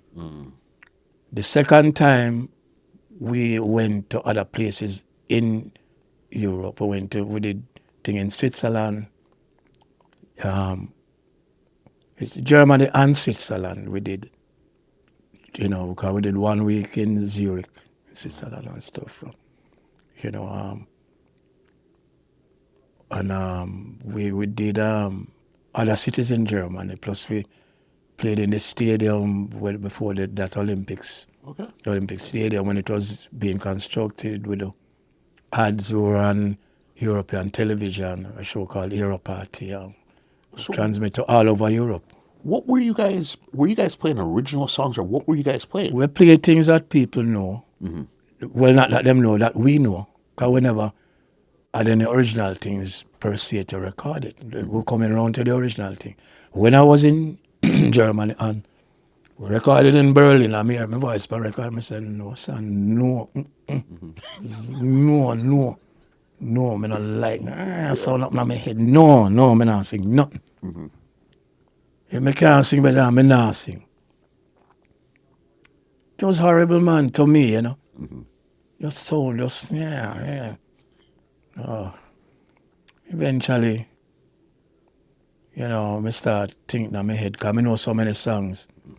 So I work part in my mind. I say, what if I sound like more of them artists were out there? Because people accept them and them sound good. What if I can imitate Bobby? I can imitate, you know, whoever was popular at the time. You know, this man, they call them, yeah, them people accept them voice. They were, you know, yeah. So. And this is where all the voices in your mind started to come to life. Yeah, because I could do it from ever since I listen radio and thing. We get into, because we always sing these songs. Like everybody listen radio, you sing a song. But me sing it the way them sing it on radio. And that's how it came about. I mean, I always did love drums, you know, even though I never take me could have. I used to play the drum phrase them on some metal closed closet and thing, you know. Yeah, man, I'll scatter lights, man. Listen, I know every role I play, man. All of them call you and them, yeah, man. So you guys back now. Okay. So that was part of the whole thing where, you know, the thing was inside of me. Yeah, the voices. Yeah. So then now, when you guys came back, this is when you guys end up recording that first song and getting the number one? Yeah. Because what happened, that German move and the thing that we hit the road, but not hit the road, if you know what I mean. We were on the road, but we were still resident. We got time off from Hotel Kingston. We resigned our job in June. Because the store come up. When the know say it was cool, that's why we just resigned. And other band took over the position. When we came back after the month, and the other band which was there during our absence, because we come back and the guy said, no man, you guys have the work, man, when you come back, you know, because, you know, it's Frankie uncle place, so to speak. So, you know, preference rule over thing. So we were supposed to have resumed, you know, we resumed, but the other band was still playing. But then them stopped, okay, and we got back with job. Because we went to the thing there in November, came back early December, get back with job at Hotel Kingston, the other guy. But New Year's Eve now, them figured they needed more than just we. So a guy named Cecil Lloyd, the other band. So they make him play. We both of us played on that night, a special night. Yeah. New Year's and stuff. Yeah. Man, we feel now as resident band, we earn the right now to play, because New Year's Eve, you know, Middle Light is a thing, you know. You must be playing on the bands and Middle Light and you're and Happy New Year. All right, the man marginalized we. Them play to midnight. We vex, we resign in style. Next day we just resign. I tell you, we're not upset. Yeah. We resign. But we never do nothing much in the time, because we still never up on the road. Because another day I chill, and guess what now? The brother, a German, call me up. Again. This is the second time now. Yeah. Yeah. This time is 3 months now. I go over Germany, I go, you know, Switzerland and whereas, you know. So it's all over Germany now, all the major cities, man, Hamburg. And this is the same package, the same Same package basically, but by then Marcia was not full-time there, because Marcia had a hit in England with Bob and the Young Gifted and Blackwood, #1. So she was not there. If she had downtime, she would have come over and do a couple of the shows, but we were on our own, so most of the singing fell to me now. Okay. And well, so I developed my craft and thing. Anyway, the equipment we use, we got them from a music store, brand new. The guy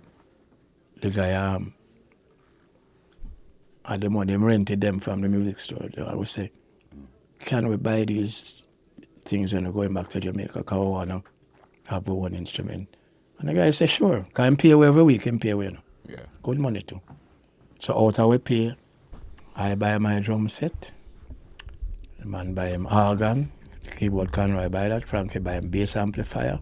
He would have buy him guitar amplifier. And we bought another guitar amp because by then now I wanted to put in another member to the band now, Steve Golden, who was in Jamaica, you know. Yes. Because Steve Golden said, well, I'm father Prince and you know, so I'm never anything. So fully. But when we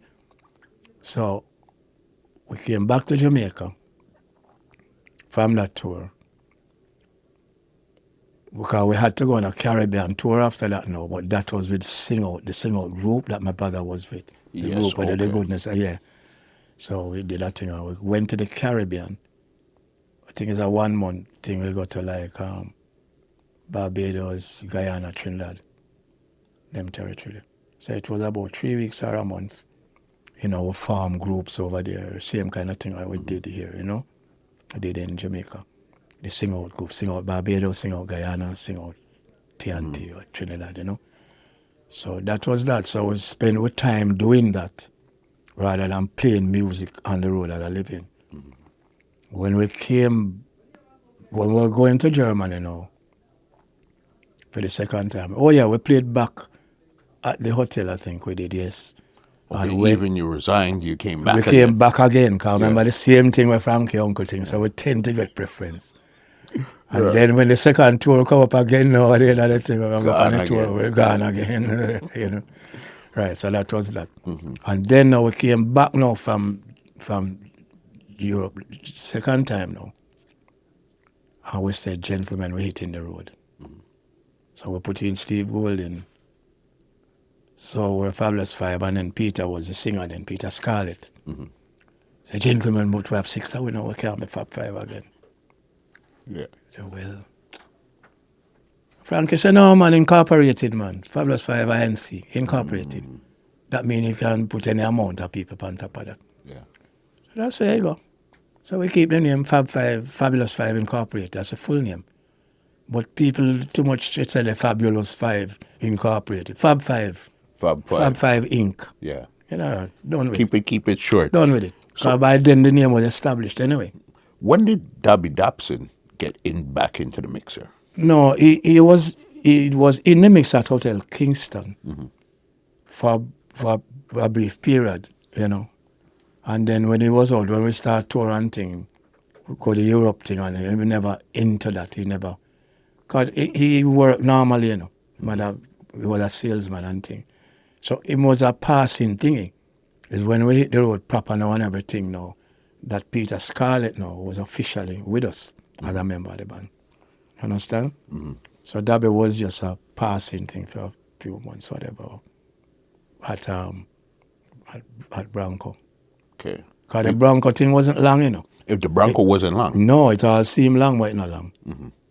We started doing that, I think, maybe, I don't remember exactly, you know, about the June. No, before the June, the year, because I was still, school was still going on when, you know, when we got the job there. But I think is the November of that year we left and got the job at Hotel Kingston. No, the October-ish. And it's when we the Hotel Kingston and the brother spot with there and thing. And brought you guys to... Yeah, we met the move and thing. Okay, so you guys are on the road doing all this. Who did you get into the studio with first? Was it Rita Marley or Johnny Nash? You mean of those two persons? Let me tell you. Or there was something before? Let me tell you. Yeah. When we recorded with Harry G, that was studio. We did a lot of studio prior to that. But you're talking in terms of working with the particular persons. Yeah, because I know you played like 3 different roles. You guys were like a backing band on shows. Right. You guys did studio work, and then you guys did your The own Johnny Nash thing. work. The Johnny Nash thing. I did that before I did stuff with Rita them. The Johnny Nash. So how did the Johnny Nash come around? It's strange. I'm not sure quite exactly. He came down and he asked. He wanted a band to play, you know, to do recording. Wanted to do reggae. Wanted to record reggae, you know. So, we be an established group and thing, and them say, I think they talk to Harry G. Harry G said, no man, yeah man. Them guys part of my thing, whatever. And so we met Johnny Nash and thing, him say, yeah, what you guys is thing? And we sit down and him tell me the songs him wanna do, him wanna do some Marley thing, and him have this song him wanna do, and da. Him could only sing the reggae. We said, no, just sing it how you sing, we do the music together. So some of the songs them, my brother arranged them, because at that time I never arranged it. So my brother kind of got into the bulk of the arranging. Johnny Nash had them guitar and him play the songs and him play the chords.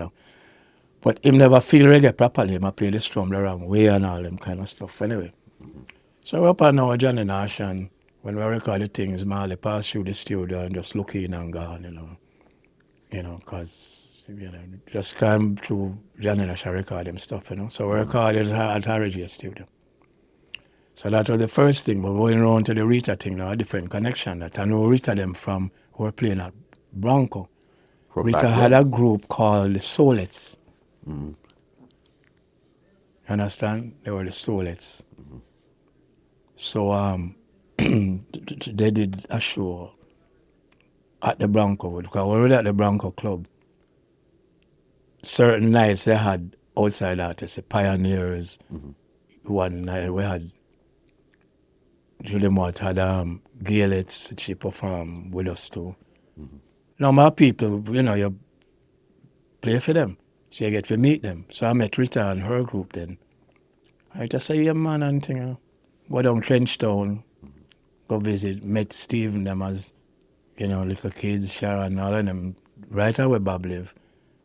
One time I down there and Bob come and thing, you know what I mean? I get to meet Bob that time, and yeah. So that was how that go. And then we did a lot of shows, because we're a road band now.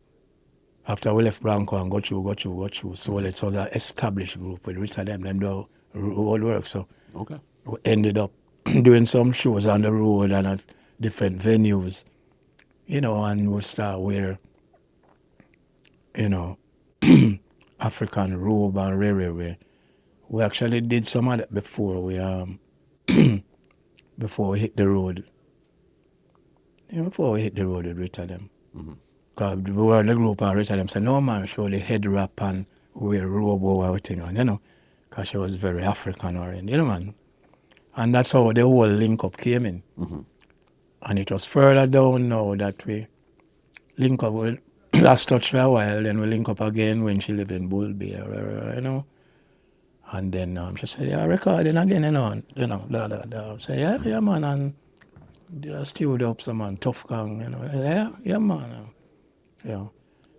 So I go on our sessions one night when Cedric Brooks, Light of Saba, was playing for the whole Rasta thing. So, Light of Saba was that band that was playing for Rita in the studio. And she did something sounding kind of jazzy. I said, interesting, And then another occasion I was there again because she was doing an album project. And she recorded Who Feels It. Who Feels It Knows It with them. I did not like how they did it. I'm not saying it was musically imprudent. But I said, but no, it not fit the bill to how.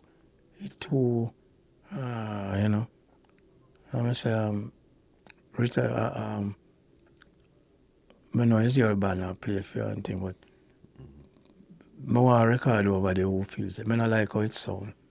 She said, all right. Yeah. Record it over with me. Yeah, cool. The rest is history. Even the album have the title song because she loved it. She loved what I did with it. And she said, yeah, man, I have to do all that thing there. And then, thing there, I recorded that. That's the way with her. That's the way she had planned it. And that went #1 in France. She signed to Shanaka Records then. Okay. So that's when I start my writing now. For serious writing. Was now when you were For around her. For her, yeah. And then now come down through the Wanderer thing with up on tour. Because she said, you have to do more tune, man. Yeah, man. I'm here Wanderer in my brain. That's how my brain works. I'm here tune. because I wanted. This is again. You I've come heard the round to song this now. forever. We've seen it in dance. We play all of that. It wasn't until I looked back on the credits today properly. I Right. said, "Hold on." Written, and I think you produced it too, Yeah. boss. You please go into depth and tell me how you came up with One Draw, boss. All right. Okay. In Florida, going from Miami, there's a area called Belglades. It's a farming area where they have the fruit orchards and ratata. Honestly, I don't know how far it is in miles, but I know it take a couple hours well for drive go there. Maybe 3 hours. So it's possibly 100 and something miles. Possibly. So this club now, most of the Jamaicans obviously, and you know, time we there with Fab Five, man, and we'll go on and waiting to perform in the dressing room. They set out there play music, wherever. All of a sudden, in my brain, I want to get high, Yo, so high. One draw, I hear Rita sing this. One draw, I hear Rasta man. Oh, my, you sensei, sensei me that time. I said, no man, this sound away, you know. Sound like Rita for true. Some other brethren used to play with that time now, Ricky Walters. Me and him say music eye to eye. You know, he's deceased now. God rest his soul. Great fellow. Musically, we really saw eye to eye. And I say, Ricky, you remember that tune, you know, for Rita. Because anywhere I go musically, like, me carry him around, make him meet Rita and all them stuff. You know, I say, come man, make him meet Baba and all that. So, I said to him, I said, this is the song. And I sing it for him. I said, remember it, you know, bossy? Because I want to remember it, you know. yeah. And the whole journey I come back where I sing. Wanna get high, da, da, da. One draw, here a slaman, da, da, da, da. Whole journey, man. Whole journey. So when I reach your hotel, I always walk with a little tape recorder. But when I walk with it, going to the gig. Man, as we open the door, man, boom, that ship on tape. Or Jamaica set up a demo thingy. Do the track and set up the vocal how I want it kind of go. I say, Rita, I have your next. No, I reach here and I say, Rita, I have your next hit. Play the demo for her, she love it. I say, Yeah. cool. And then, you know, go on and so writing became a fairly normal. Harambe, next tune after that. Think that was it, yeah.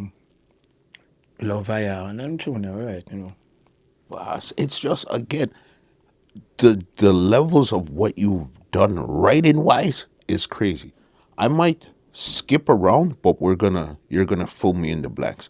Another song that again most people have no clue that you're involved with was a song for Oliver. Oliver, your large joy. Okay. What happened is that my connection with theatre, you know, me know a lot of theatre people, not only from the pantomime, but big actors, you know. And Oliver, in fact, came through the pantomime ranks as his first major production he did. But Oliver had the show on TV, Oliver at Large. And we did the rhythm we use the Jamaica woman rhythm and say, that's nice if we do a thing. Oliver, I have this tune and made this Oliver here large, and you know. I said, boy, it's nice in my one life, Oliver. Say, Oliver, I want you DJ, sing there, you know. Say, no, I can't do it. No bother with me, no. I can't do it. I said, I get you to do it. I keep insisting. I said, no, I can't sing that. Why you feel I can do it? I said, no, man, you can't do anything, man. But I know it's do good for you.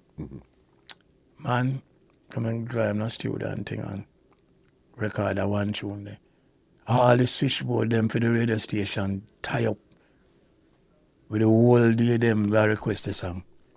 It's a massive tune for him and him realize I'm going up doing an album with him. It was a whole album you ended up doing. Yeah, but I never wrote all of them. I wrote a couple of the songs, but we call Yes. him writer them say, yo, you know, write for Oliver, man, write, you know, humorous type of thing. That's how I write the Oliver Your Large, because I write it humorous. Yes. About the big belly thing and not even Admiral Bailey have him size belly and, which man so handsome. Because people say, Lord, Oliver ugly, he must, that was a general talk. So if I say, I know which man so handsome, we laugh, no go along, whatever. So all of that was written, because it's theater, so, and human, it hit on the Caribbean, thing, That's one of those, when you tell people about Oliver, there's two things they generally, off the top of their head. They'll talk about Oliver at Large, Yeah. and they'll talk about that song there. Yeah, Those man. are two things that's synonymous with Mr. Oliver Samuels. Definitely. Definitely. And in life, I'm way up there now, but you never know. Maybe it's the time now for re-push that album. You never know, Yeah. And he might think different now if you say, well, yeah, probably him can really do this 'cause after years of hearing stuff, But him not really a singer. I get him to sing stuff, like in productions, in pantomime. So I know from pantomime, say, yeah. And him do a little bit of DJ. I'll get him to do it because I'm arranging music for pantomime. From even them time, From those times there. Yeah, man, because look, the people should know, now that I'm on my own, I have to go start, learn trumpet, to blow my own trumpet. I never do it in a Fab Five. It's a teamwork thing and a teamwork thing. For sure. But sometimes you have to deal with what you have to deal with. Just like Muhammad Ali in him time. You have to say what you have to say. What I do is what I do. I'm too good. Right? Father gave me the gift. Too good. But me accept it, and me accept it now. People used to tell me when I'm in the band, boy, are you a Fab Five? And I'm saying, no, man, a teamwork I deal with. Which is really teamwork. But I know I am talented. I mean, I deny I'm talented. The whole thing about the legend part, until I kind of feel away. Like I said, I'm a legend, I feel away. So, yeah. No, man, but that's I understand. what it is. That's the only way to say Okay. it. But All right. yes, I am talented.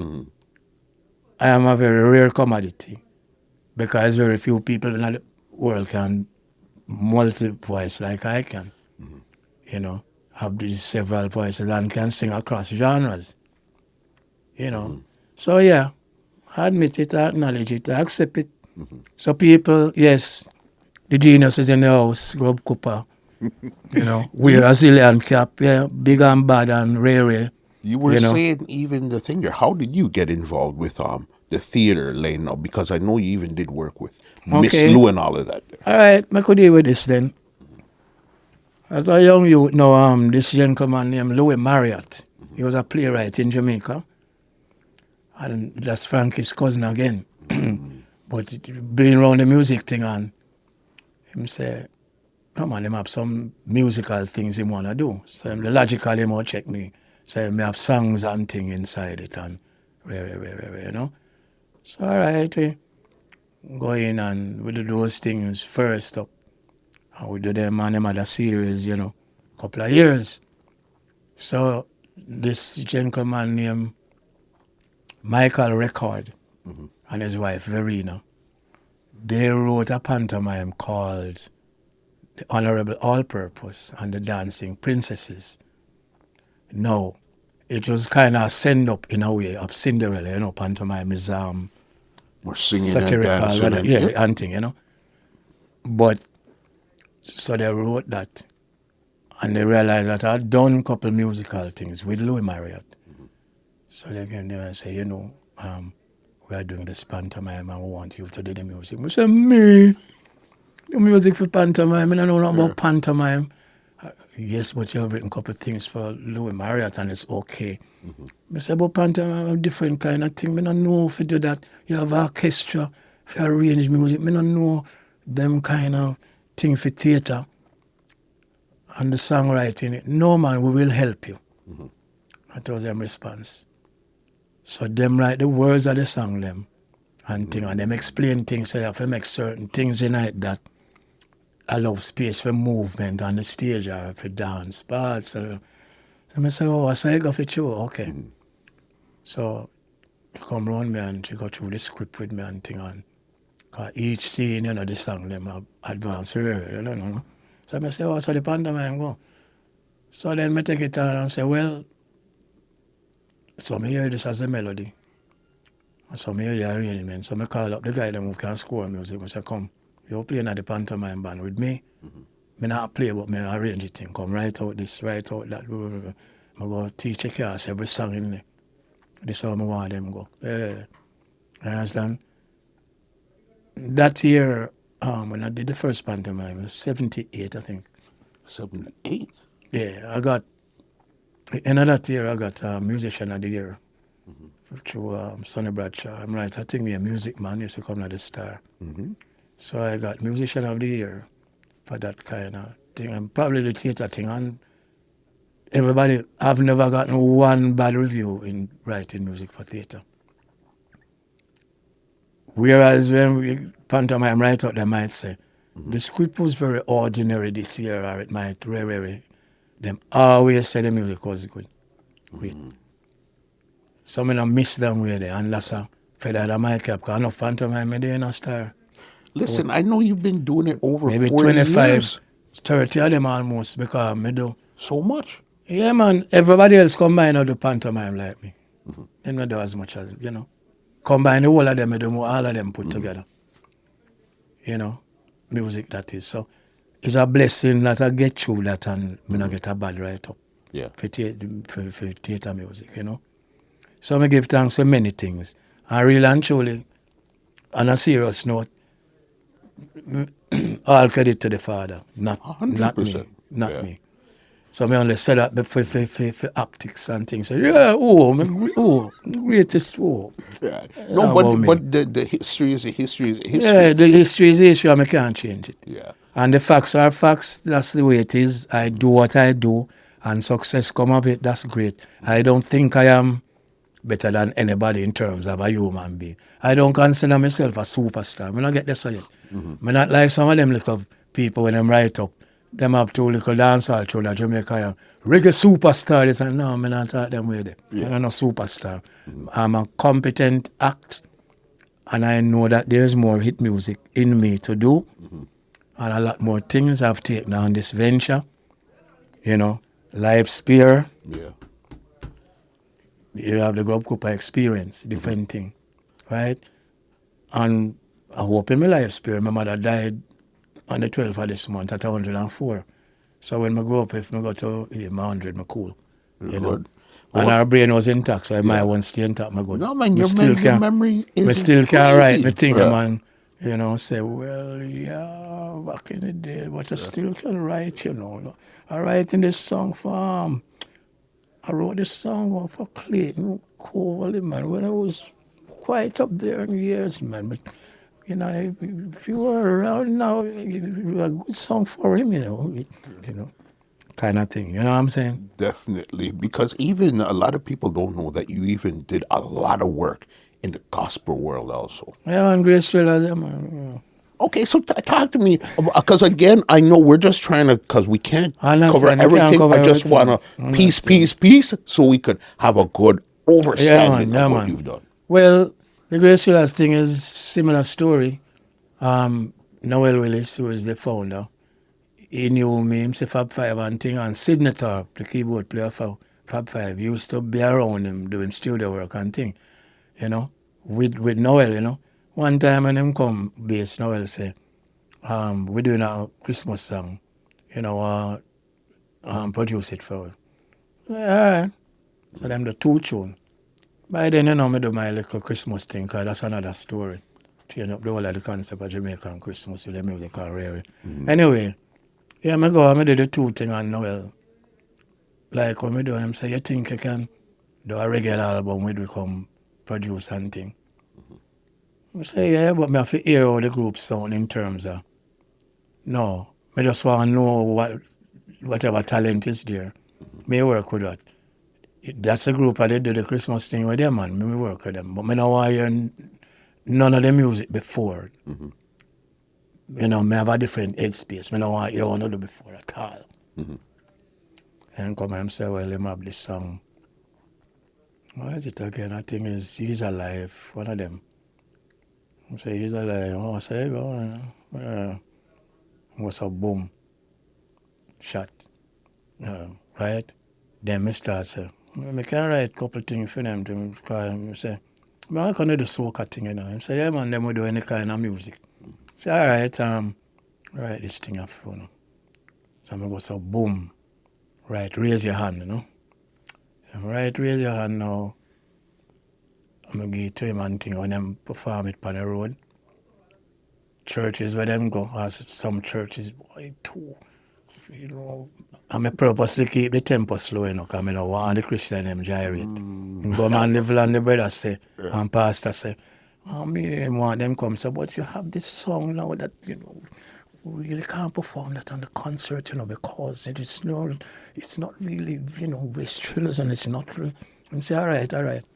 So Noel came back very depressed from that performance and him said, boy, look like we have a problem, you know, because the pastor man will say, boy, you know, and can't do it, and the people themselves will come back down there and sing them song and them or stone them or some crazy thing. I tell you, I said, don't come now, come sing them something, man. All about so I say, no, well, that's a matter of time, you know. Yeah. Because the rhythms, you know, and thing, they're not people, you can't get it out. Me say, if them have a problem, send them to talk to me. Tell them it's my song and I do whatever. You see, the next time when I'm figure that side of the world, they say, man, the people say, you have to do that. You have to do that. And the rest is history. That was with them, that's the first hit I've had with them. With them. You know, and then I start to write for them. I write like about 30 songs for Grace Thrillers. For Grace Thrillers, boss. Yeah.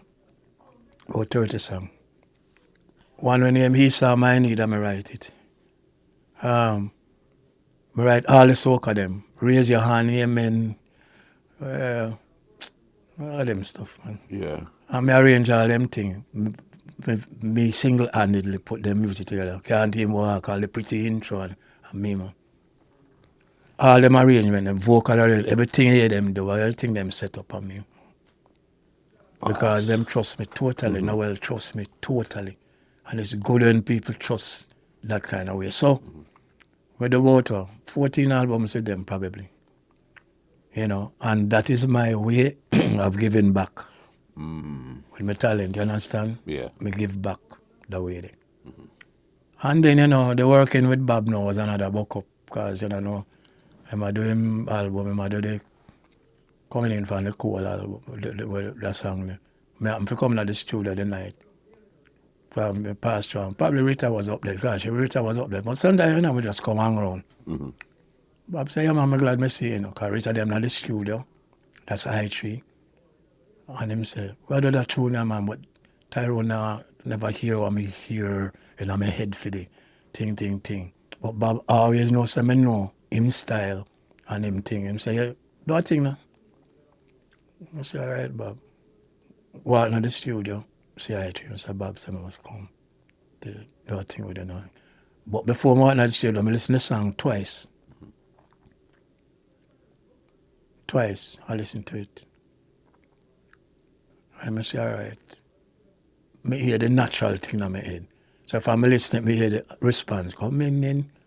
I hear that, you know, how the style of it feels. You know? So I'm going there, I start the light stream. I say, I could do that part at first. So I'm singing the fun, they were coming in there, respond. You sing that part, you know, coming in from the cold, that thing, you know. It's you. The response is a response and thing. In a life, it was a natural call and response in my brain. You understand? So me do, that time Bob leave, you know. Leave me in the struggles. When it just about done now and thing are done and them come back in and them hear it, I take shape and it good. And then I see him through the glass and I say, Bob, man, so what you say? How it sound? Him say, no ask me no beep question, you have to do more tune. The rest is history. So the following night I did them I got tired, busy, Yeah. You were involved with that song there too, boss? The harmony, yeah, man. I set up the harmony, yeah. I set up, seem like total destruction, the only solution. Ain't no use, no one can stop them. We do that.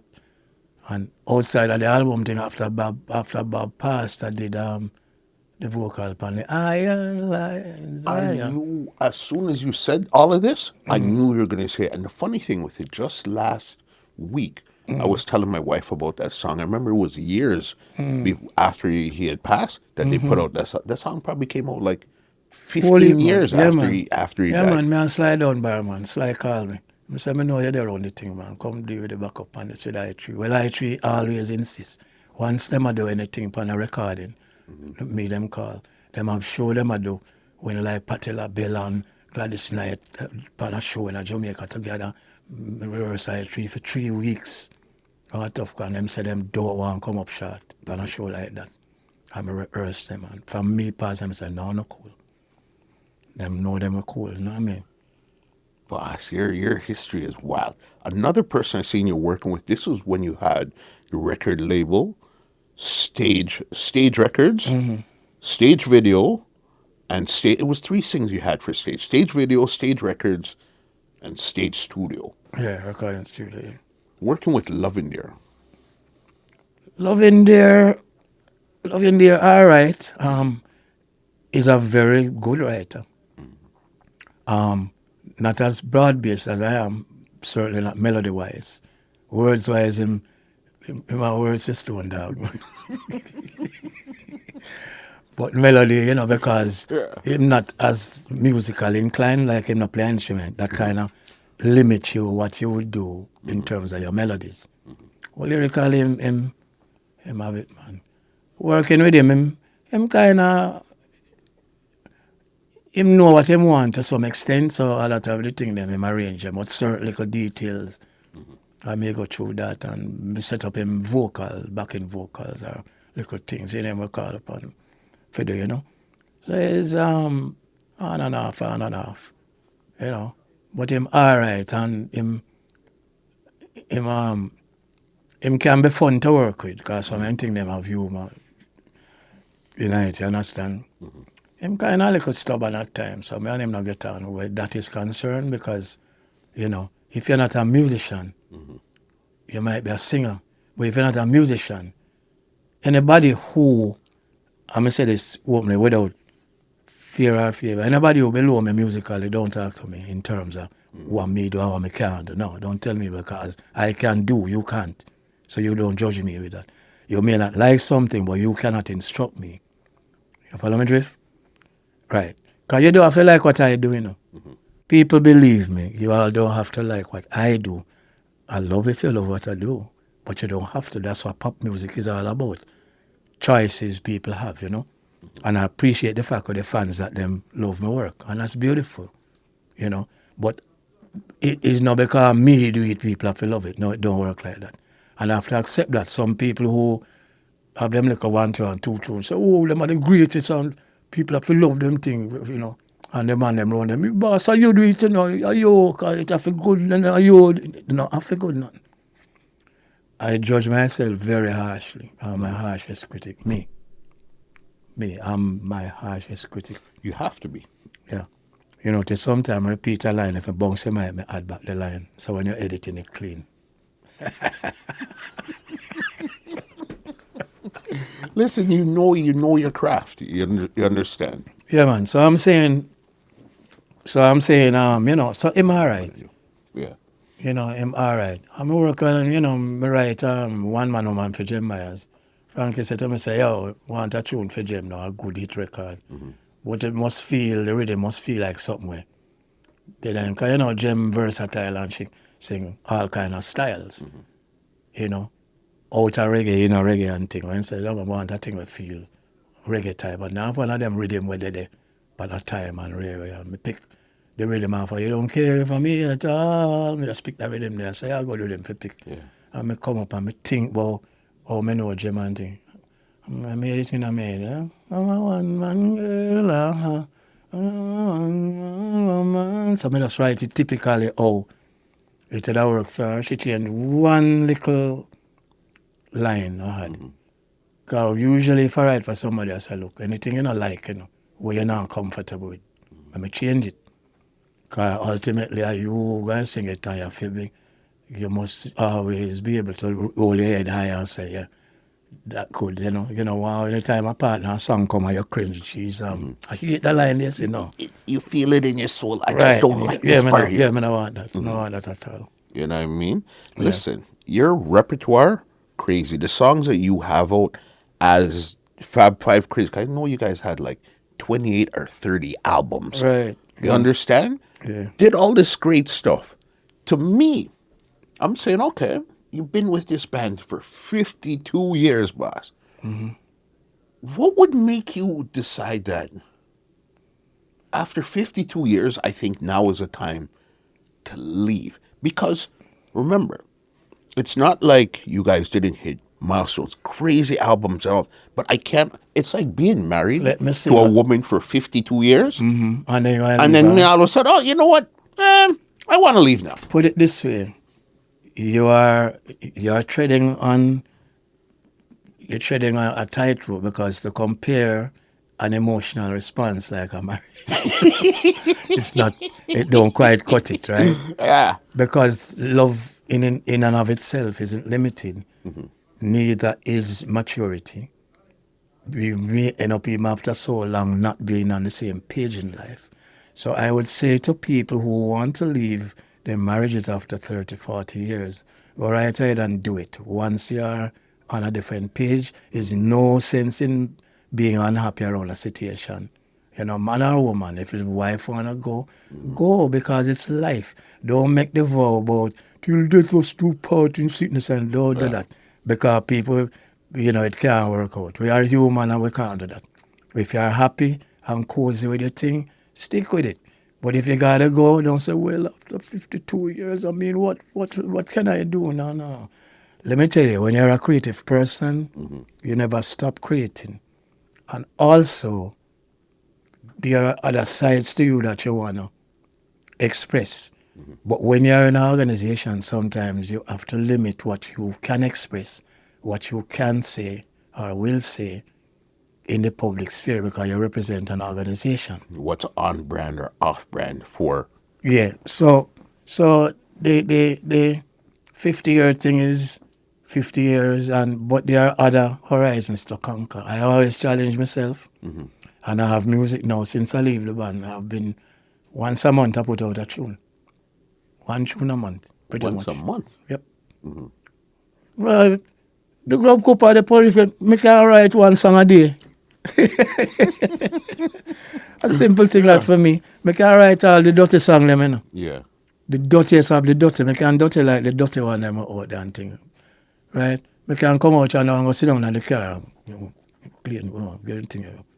Boom. Right song. Song right now, no nothing for me. So, okay. With leaving Fab Five, was this something that's been growing in your heart for a while and you just decided, you know what, now is the time? Make I tell you.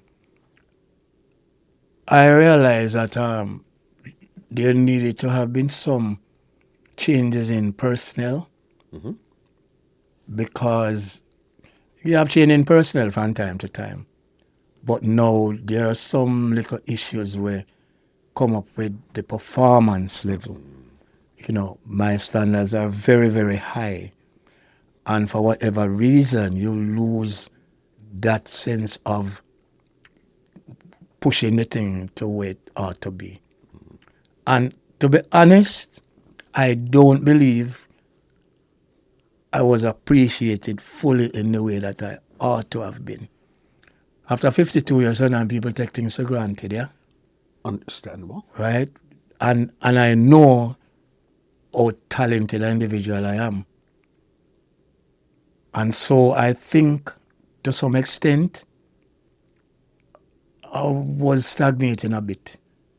As it is now, I'm a new thing. I teach at Edamani College. I've never taught in my life.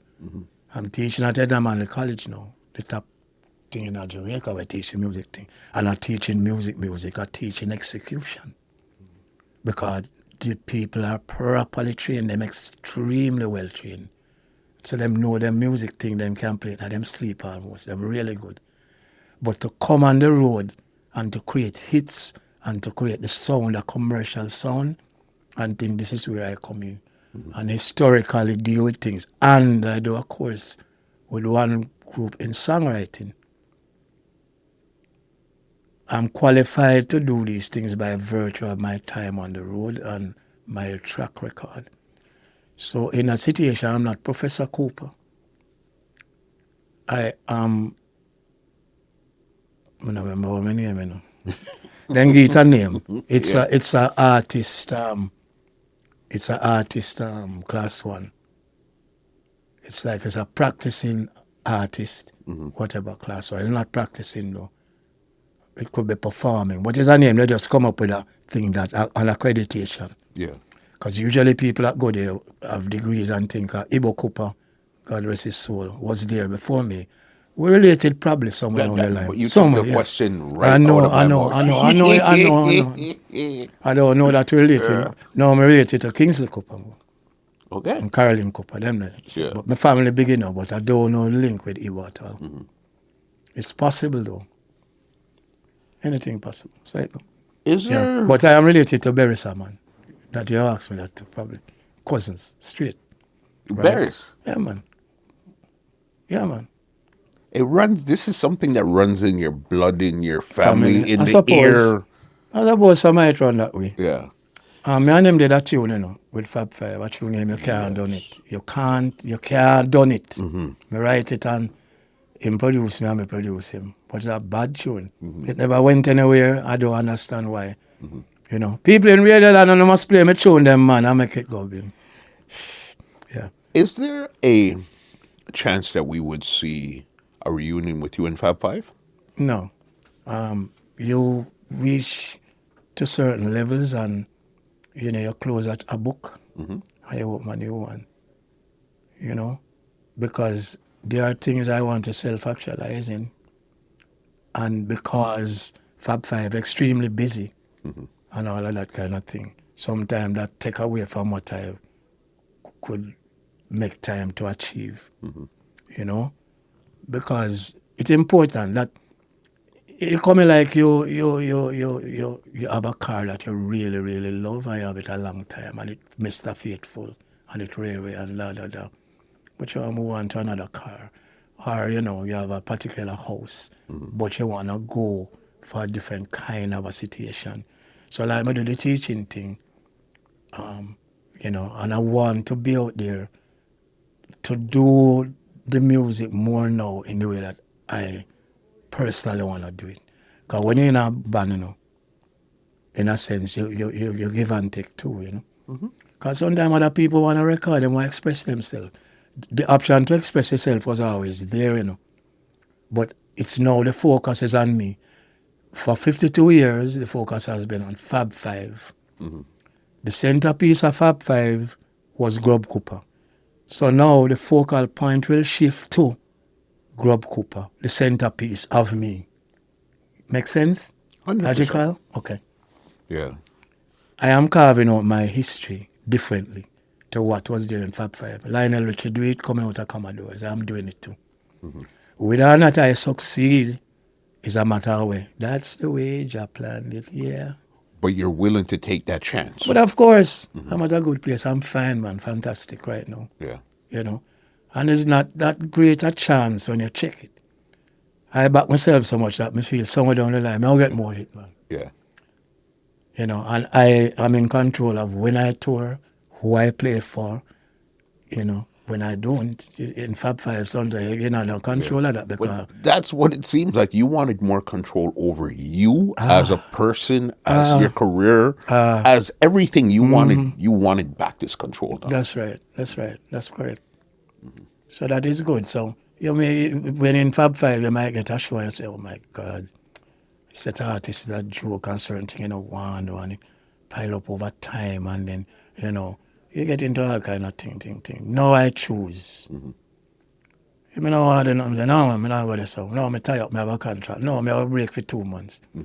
I'm fine. This is what I want. Yeah. I'm at a good place mentally. I've had a great career with Fab Five, you know, and it probably it prepared me for where I am now. That's where all the experience come from. Even though a lot of it was my thingy, you know, because I've done work. You see the tune my Beach Boy them do, my killer, go let me take her to sitting. I play drum on him. Listen. I was working with Steve Levine, who produced Boy George. I'm sing pan song with Boy George already too. What? Yeah, man, when put out, no, him right, I go believe in it all, or one of them thing. Mm-hmm. Yeah. Me and Rita Marley sing back up. I think one of them tune, believe in it all, something. I remember the tune. You know, and I was up there when them recorded War. I was in England. You know, when them recorded War, I was in the studio, you know, War is stupid, and yeah, I was there. Yeah. But you know, when you meet people who in the field with you, you know, blow a fuse. You blow a fuse if them, you know, oh my God, I meet so-and-so, you know. If you meet Steve Wonder, I'll probably blow a fuse, you know. When I was working out, like with Bob, we we couldn't see the greatness in terms of where he's at now. I know he was great then, and I told him so. Mm-hmm. And I told him that I love him, you know. And them family, I love the whole of the family. They are great people, you know. Right now, I'm doing some little work with Sharon Marley. That's partially why I'm here, and I'm doing some stuff, and you know. So she doing her own career. All of them have them little individual career. I ran with melody makers most of the years when they were. I taught them harmony and execution and you know, all the years. So them grow in my hand. Yeah. So we're like we're like family, you know. So when you are in that situation, people are just people, and it doesn't, you know, fascinate you in a way that Because we're working. yeah, We're here for a job. yeah, you know. But you try and keep your feet on the ground. The older I get, the more mellow I get in terms of, you know, don't say this thing is me. Yeah. In terms of what I've achieved. It's all everything, because when I look back, his father opened every door. Him create everything. So the future, you know, makes sense more about it. Yeah. When you put in the work and father do the reward part. Yeah. So As long as you put in the work. if father said, no, your sojourn with Fab Five was your history. Sit down and behave yourself now. Then that's what it's going to be. If father say, yes, I'm taking you to another level now, and to whatever, then, you know, I move on where that is concerned. Got You know, I have my record label now with my son.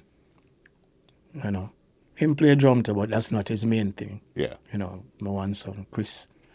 But yeah, but if I do cut a deal, the first person that have the option on my career now in terms of musically to distribute stuff or anything is the Marley family. And I will speak to them at a point in time, and whatever they say, if they say no, it's not, you know, we're not, the music is not what we're looking for, or whatever, fine, then that's it. Then there are other things to explore. But they get the first right of refusal of what you think. All the time. I got one last one, because again, this is an amazing oversight for what you've done. I got one last one. Go ahead.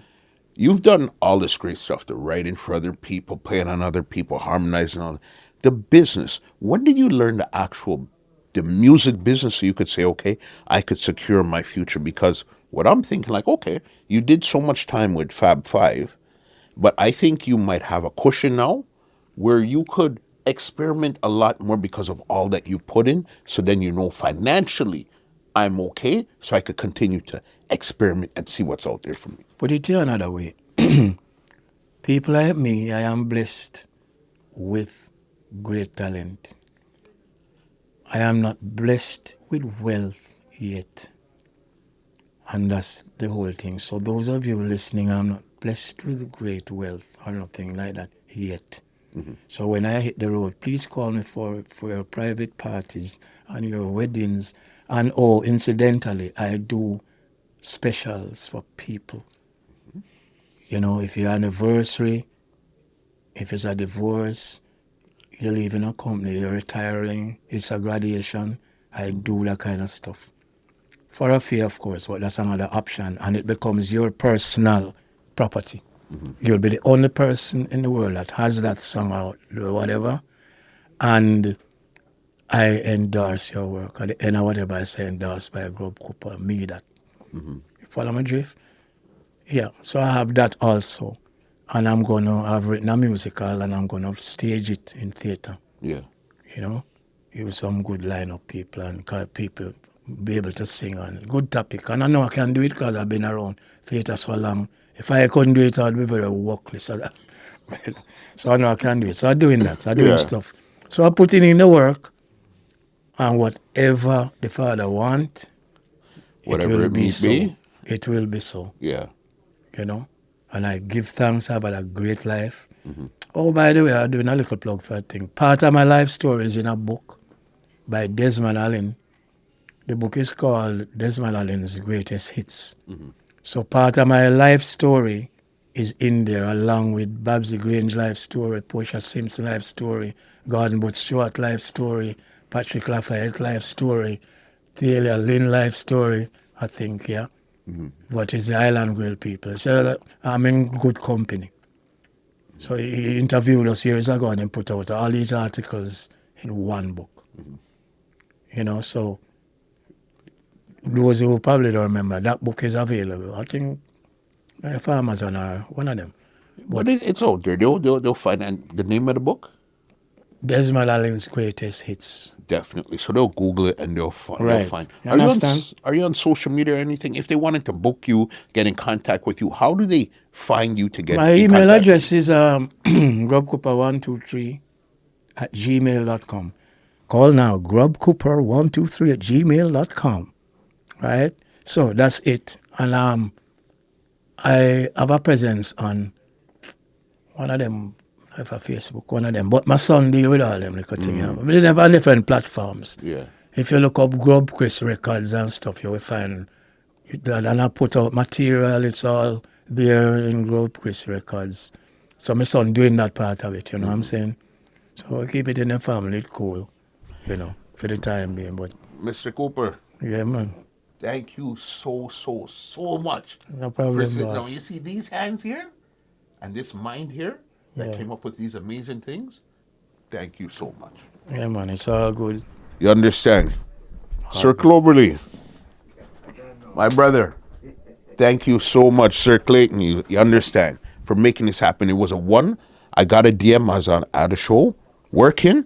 He said, yo, the boss is here. You want to talk? I said, line it up. We're ready to go one time. You understand? So before I go, let me give you an outro and get you out of here from this great, epic, enlightening conversation. All right, boss? Bam. Well, Thumbs up to you and thumbs up to all the fans worldwide. I know we have a good base. Oh, drop the mic. Let me do it again. yeah. Thumbs up to you and to all the fans worldwide. And I know we have a good fan base already, right? So please keep supporting Grub Cooper. You hear what the Grub Cooper experience, and keep supporting this gentleman's thing. Great. It's great. And it's been a privilege to come on programs like these. I don't take them things for granted, really. Yeah? Thank you again, boss. Sir Clayton, thank you again, sir. All right? Well, ladies and gentlemen, this is Muscle, and this has been another Two Line Music Hut's Entertainment Report podcast, and we are out. This podcast is brought to you by www.twolinemusichut.com.